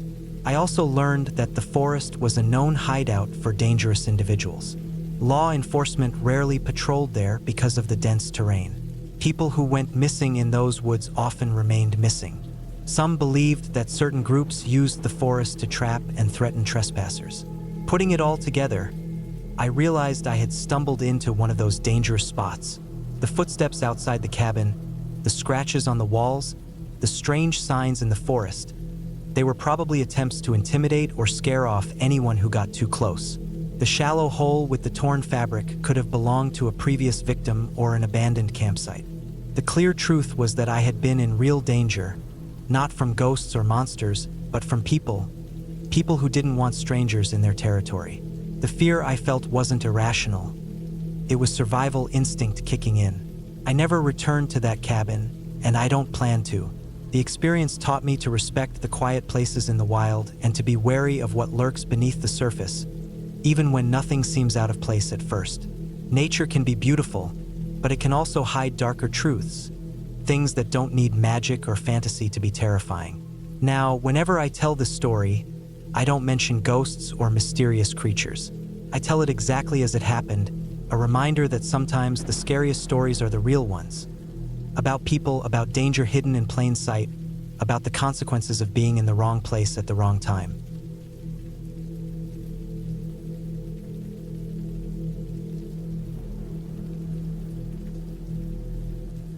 It started out like a normal weekend getaway. I had found a small cabin listed online, tucked away in a remote part of the mountains about 3 hours from the nearest town. The photos showed a simple wooden cabin. Nothing fancy, but with enough space for me to spend a few days alone and get some rest. I was burned out from work and just needed a break. No distractions, no people, just quiet nature. I packed my bag with the basics: food, water, warm clothes, some books, and my phone, although I wasn't expecting any signal once I got there. I had told a few friends where I was headed, just in case. The cabin was old but looked solid. It had no electricity or running water, but it had a wood stove and a well outside, perfect for what I wanted, a place to disconnect and recharge. The drive was peaceful. As I got closer, the paved roads turned into dirt tracks, and the trees grew thicker. When I finally arrived, the sun was low in the sky, casting long shadows across the forest floor. The cabin sat in a small clearing surrounded by tall pines. It smelled like fresh pine needles and earth, and the air was cool and crisp. I unlocked the door, stepped inside, and immediately felt the quiet settle around me. The inside was sparse but cozy. A small table and 2 chairs, a wooden bench, some shelves with a few jars and cans, and the wood stove in the corner. The floor creaked underfoot, and dust coated the windowsills. I set my pack down and pulled some wood from the stack outside to get a fire going. As night fell, I cooked a simple meal over the stove and sat near the fire with my book. Outside, the forest seemed to hold its breath. No wind, no animals calling, just silence. I figured it was probably because it was so late and the forest was settling down for the night. That first night, I slept well enough.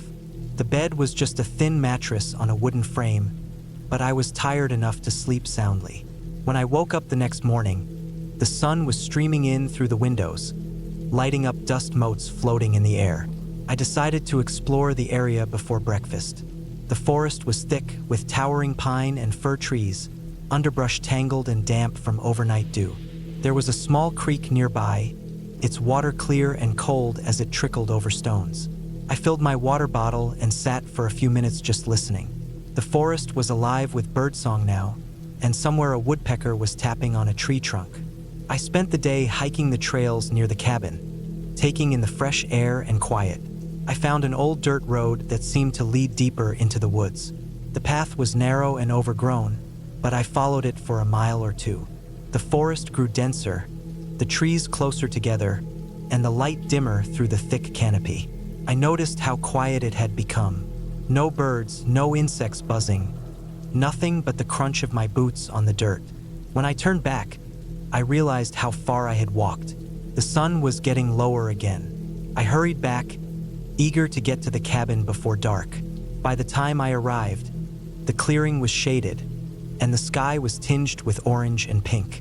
I made dinner, built a fire, and settled in for the night.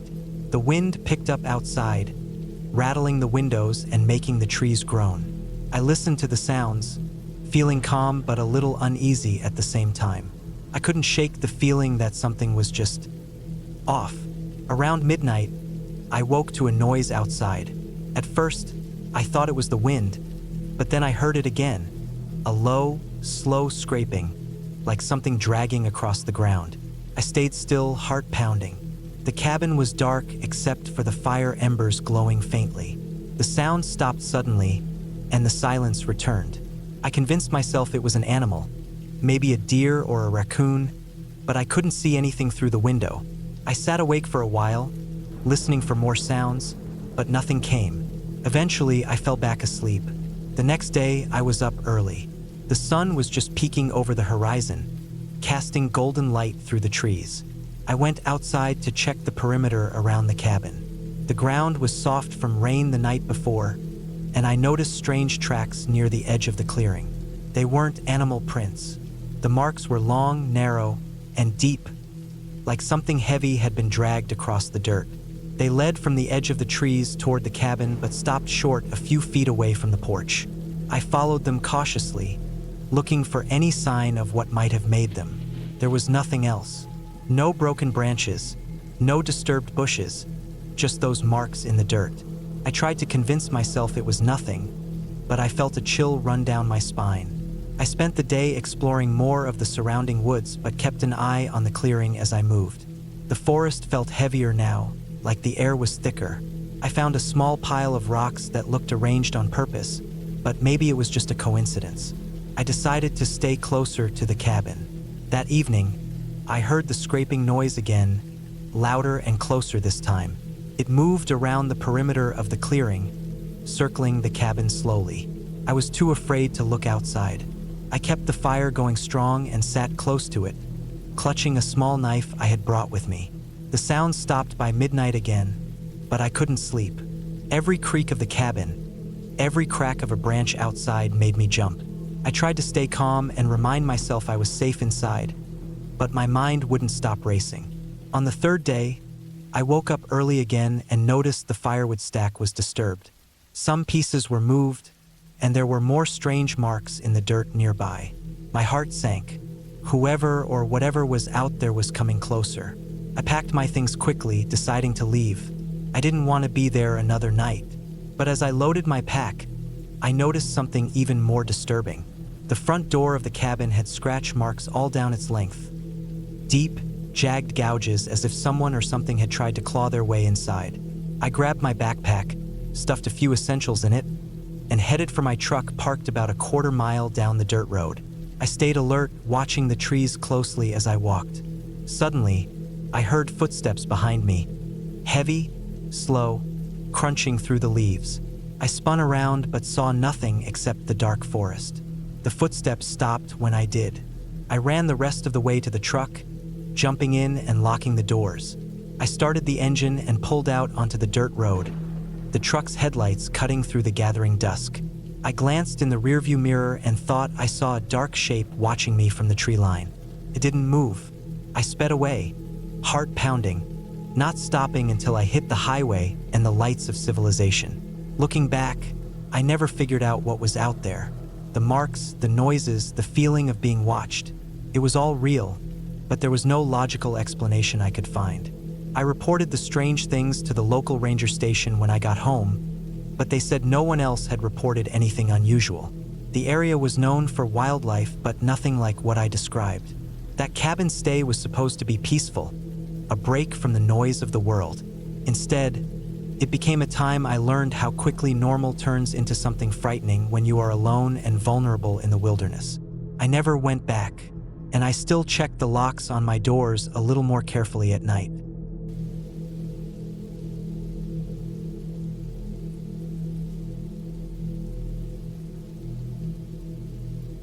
I had been looking forward to this trip for months. A week away from everything, deep in the woods at a small, old cabin I found through a rural rental site. The pictures showed a modest wooden cabin with peeling paint and a sagging porch, nestled in the middle of a dense forest somewhere in the Pacific Northwest. No phone signal, no internet, no distractions. Just me, a small pack of supplies, and the quiet of the forest. I wanted to get away, to unplug, and to spend some time alone. I arrived at the gravel road just as the sun began to hang low in the sky. The last few miles were slow, twisting through tight curves surrounded by thick firs and cedars. When I finally saw the cabin, it looked exactly like the pictures. Small, weathered, with a chimney that didn't look used in a while. I parked the car, slinging my backpack over my shoulder, and walked up the porch steps. The air was cool, carrying that sharp, pine smell mixed with damp earth and old wood. Felt like stepping back in time. Inside, the cabin was simple and rough. A tiny living space with a wood stove in one corner, a sagging couch covered in dusty fabric, and a small kitchen counter with a sink and a stove that looked like it hadn't been cleaned in months. A narrow hallway led to 2 small bedrooms and a bathroom that smelled faintly of mildew. The place was cold, even though it was early fall, but there was a woodpile stacked neatly outside. I decided I'd get a fire going soon. I unpacked the basics. Some canned food, a few fresh fruits, a small pack of jerky, water, and my old camping gear. No electronics except my watch. I wanted to be off the grid, so no phone or laptop. The first night, I settled in early, chopping some wood and getting a fire started. The flames crackled and warmed the room, the smoke rising and curling in the cold air. I sat close, feeling that deep kind of calm that only comes when you're really alone in the woods. Outside, the wind began to pick up, rattling the windows and pushing loose branches against the cabin's walls. The forest was alive with night sounds: owl calls, rustling leaves, the distant howl of a coyote. I felt small but safe. I told myself that I had everything I needed and no reason to be afraid. But the first night was restless. I woke a few times, unsettled by strange sounds I couldn't identify. A thump here, a scrape there, always outside the cabin. I told myself it was just animals, deer, raccoons, maybe a bear. I didn't see any sign of it, but the noises were close, like something was moving right outside the window. The next morning, I went outside early to explore. The forest was thick, the trees tall and close together. I walked along a narrow trail that twisted through the brush. The ground was soft and mossy underfoot. I spotted deer tracks and the broken branches where something had pushed through. The forest felt peaceful but dense, almost claustrophobic, like the trees were pressing in on me. I realized how isolated this place really was. That day, I did chores, fetching water from a small spring a quarter-mile away, chopping more wood, and cleaning up the cabin a bit. The sink was clogged, and the water pressure was weak. The cabin's plumbing was basic and barely functional. I realized I'd have to rely on bottled water and the fire for warmth. That night, the wind was stronger. It rattled the old window panes and shook the cabin. The sounds outside were louder, sharper. At one point, I heard heavy footsteps circling the cabin slowly. It wasn't the light padding of deer or raccoons. These were deliberate, heavy steps that moved with purpose. I stayed quiet, listening, heart pounding. The fire was dying down, and the cold crept into my bones. The next morning, I inspected the perimeter. The grass around the cabin was pressed down in several places, like something had been lying there. There were footprints, too, large, heavy, and unlike any animal I recognized. They didn't look like bear tracks or anything normal. I couldn't figure out what had made them. I tried to shake off the unease, telling myself I was imagining things. But the forest had a way of messing with your head when you're alone, especially when it's dark and the trees block out the sun. On the third night, something happened that unsettled me deeply. I had gone to bed early, worn out from the day's work. The fire had died down, and I was under the thin cabin blanket. Around midnight, I was jolted awake by the sound of glass breaking outside. The noise was sharp and loud, like someone throwing a rock at the cabin's front window. My heart jumped, and I sat frozen in bed, ears straining. I heard nothing else. No footsteps, no voices, no animals. The forest was silent except for the wind, which had died down. I didn't dare go outside. I didn't have a phone to call anyone, no way to call for help. I stayed awake for hours, clutching a small pocket knife I always kept near. The next day, I checked the window. There was a large crack running diagonally across the glass, but no other damage. I found no footprints or signs of anyone near the cabin. It was like someone had been there and vanished. After that, my sleep became worse. Every little noise made me jump. At one point, I heard a low growl outside, something that didn't sound quite like a coyote or wolf. It was deeper, more guttural. I stared out the window for a long time, trying to see anything in the dark forest, but there was nothing. On the fourth day, I found my backpack torn open, not completely destroyed, but the zipper had been forced and some food was missing. Nothing else seemed to be disturbed, but I was sure I hadn't left it open. This was too deliberate to be a wild animal. The forest animals weren't smart enough to open zippers. Panic began to set in. I had no cell signal and hadn't seen another person for miles. The nearest road was over 3 miles away. The forest felt more hostile than ever. I thought about leaving, but my car was too far, and I had no idea what I would face in the dark woods at night. That night, I stayed up the entire time, sitting by the fire with the door locked and every light on. I listened to the sounds outside, the wind, the occasional rustle, but no footsteps or other noises. I finally fell asleep just before dawn. The fifth day, I decided to hike out. I packed everything quickly, feeling urgency I hadn't before. The forest looked different in daylight, less ominous but still unwelcoming. As I walked, I thought about what had happened. The heavy footsteps, the broken window, the food missing from my pack. None of it made sense. About halfway to the road, I spotted something unusual. On a large flat rock near the trail, there were fresh carvings. At first, I thought it was graffiti, but the marks looked deliberate, like someone had carved them carefully. They weren't letters or numbers, just shapes, lines, and odd symbols. I felt a chill as I stared at them, wondering who had made them and why. I didn't stay to investigate.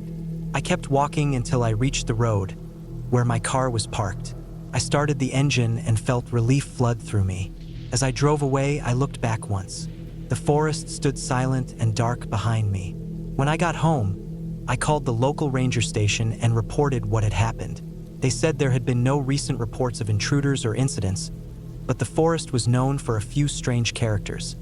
People who lived off the grid, sometimes trespassing on cabins or campsites. They warned me to be careful in the future. Reflecting on it all, I realized that the fear I felt wasn't about ghosts or monsters, but something more real. The danger of being alone in an unknown place, where people or animals could be watching you without you knowing. The broken window and footprints meant someone or something had been near me, watching, maybe testing me.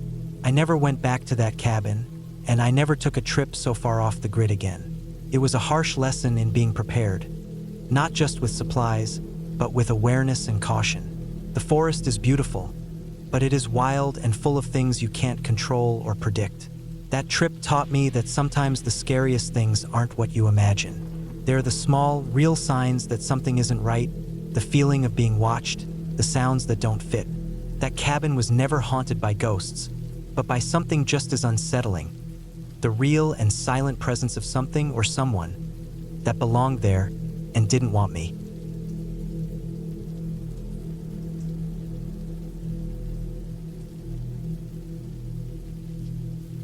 The cabin stood a little way off the dirt road, tucked deep in the woods, barely visible through the thick trees and undergrowth. I had found it online, an old hunting cabin for rent, the kind of place that promised solitude, quiet, and a break from the city noise. I was tired, burnt out from work, and desperate for a few days alone to think, rest, and just be away from everyone. The photos looked nice enough, rustic but intact, a small porch, a wood stove inside, a single bedroom, a kitchen with old appliances. No internet, no cell signal, exactly what I wanted. No distractions, just me and the woods. The drive there had been long, winding through narrow forest roads. The sun was already low when I pulled up to the cabin. The gravel driveway crunched under my tires. The air was crisp, dry for early autumn. Leaves were turning, reds and yellows glowing faintly in the fading light. I grabbed my backpack and the small cooler from the car, trying not to think too much about the fact that the nearest town was miles away and that no one would hear me if I ran into trouble. The cabin looked just like the photos, maybe even better in person. It smelled of old wood and dust. I opened the creaking door and stepped inside. The air was cool and still a bit musty. The floorboards creaked underfoot. The furniture was old, rough-hewn and worn, but solid. There was a table in the corner, a rickety chair, a small sofa with a faded fabric. The stove sat in the center of the room with a stack of firewood nearby. A single window looked out over the dense forest. The kitchen was tiny but functional. I set my stuff down, pulled off my jacket, and went to check the stove. I wanted to get a fire going before it got dark. The sun was already slipping behind the trees. I found some kindling and fire starters left by the owner, and after a few attempts, the fire caught. The warm glow from the stove lit up the room nicely. It was comforting, almost like a small island of safety in the growing dark. I took a moment to look around again, the silence settling in. No hum of traffic, no neighbors, no city sounds. Just the faint rustle of the wind through the trees and the occasional distant bird call. It felt peaceful, but also strangely heavy, like the woods were holding their breath. I cooked a simple meal on the stove, heating some canned stew and opening a small bottle of water. The food was bland but filling. I ate slowly, listening to the fire crackle and the quiet outside. After cleaning up, I settled on the sofa with a blanket. The cabin was small, and I could see every corner from where I sat. Shadows danced on the walls as the fire flickered. Outside, the sky was clear, stars beginning to show through the trees. It was a perfect night for camping in the woods, if I had a tent. But I was glad for the cabin, especially since the temperature was dropping quickly. I didn't sleep well that first night. The sounds of the forest were foreign to me. Twigs snapping, leaves rustling, an occasional hoot from an owl, the distant howl of a coyote. Every small noise made me startle. At one point, I thought I heard footsteps crunching in the leaves nearby. I convinced myself it was just an animal, probably a deer or something. I kept my flashlight on the table next to me, just in case. In the morning, the sun shone through the window, casting long beams of light across the floor. The chill from the night still lingered in the air. I got up early, built another fire in the stove, and made coffee on the tiny stove burner. The cabin was quiet except for the occasional bird outside. I stepped onto the porch and looked around. The trees stretched out in every direction. No other cabins, no roads, just wilderness. I spent the day exploring a bit, walking through the trees along faint trails. The forest was thick with pine and oak. The ground was soft with fallen leaves and pine needles. I saw no one, no sign of human life other than the cabin and the old dirt road I'd come in on. The isolation was exactly what I wanted, but it was starting to get to me in a way I hadn't expected. There was a tension in the silence that felt almost like watching. The woods seemed too quiet, too still. I tried to keep busy, fixing a few things in the cabin, reading a book I'd brought, writing a little in my journal. That night, the quiet shifted. Around 10 p.m., I heard it again, the sound of footsteps outside. Not close, but definitely deliberate. Crunch, crunch, crunch on the dry leaves. I froze, heart pounding. I stayed very still, listening. The footsteps stopped abruptly just beyond the porch, right outside the window. I held my breath and shone my flashlight toward the door. Nothing, no movement, just the dark trees, shadows swaying in the wind. I stayed awake for hours after that, watching, waiting, but nothing else came. The footsteps didn't return, and eventually, exhaustion won out. I fell asleep with the flashlight by my side. The next morning, I inspected the area outside carefully. I found some footprints in the soft earth near the porch. They were fresh, human, not large, but definitely adult-sized. No idea who they belonged to or why they were there. I felt uneasy. My first instinct was to leave, but the nearest gas station was miles away, and my phone had no service. The cabin's isolation, which had seemed a gift, was turning into a trap. I decided to stay put, thinking maybe it was a hunter or a local checking the property. The area was known for hunters in season. Maybe someone got curious or careless. I double-checked the locks on the doors and windows. The cabin wasn't designed for security. Old latches and a door that creaked loudly, but it was better than nothing. For the next 2 days, the footsteps came again. Always at night. Sometimes they circled the cabin, sometimes they stopped and stayed silent for a while. The sounds were slow, deliberate, not random. I began to dread the nights. I stopped sleeping well. I started keeping the stove fire burning late. The cabin lit up with its warm glow, hoping it would be a deterrent. One evening, as I sat near the window watching the firelight flicker, I noticed something odd. The footprints outside the porch were now deeper, bigger, and they led into the forest but didn't come back. The pace of the footsteps sounded heavier, more confident. The next morning, I found small items missing from the porch. A fire starter, a plastic cup I had left outside. Nothing valuable, just little things. It was clear someone had been there, watching me. I realized I was not alone in these woods, and whoever was nearby didn't want to be seen. Felt like a game, a dangerous one. The idea of calling for help was useless without a signal, and I had no vehicle to escape in. I was stuck. Over the next day, I packed a bag with essentials. My knife, a flashlight with extra batteries, some canned food, the small stove lighter, and my phone even though it was useless. I planned to leave early the next morning, retrace my route back to the main road and head for town. That night was the worst. The footsteps started again just after sunset, But this time there were two sets. Crunch, crunch, crunch. Then a pause. Then another set. Faster, closer. It felt like they were walking around the cabin, checking every angle, as if trying to find a way in or make me come outside. I stayed still and quiet, clutching the knife I'd brought from home. My heart was racing. The fire in the stove was burning low. I considered going outside to confront whoever was there, but that would have been foolish. The sounds lasted until well after midnight, finally fading away at dawn. The morning sun felt like a relief. I was still safe inside, at least for now. After breakfast, I decided to investigate the area further, hoping to find signs of whoever was out there. I walked carefully around the perimeter, noting the footprints and broken branches. I found a small campsite about 100 yards from the cabin, an old fire pit with ashes, a makeshift lean-to made of branches and tarps. It looked recent. The idea that someone was living out here without telling me shook me.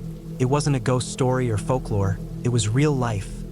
A person, or maybe more than one, hiding in the woods, close enough to watch me, but staying silent. I didn't see any people at the camp, just evidence they had been there recently.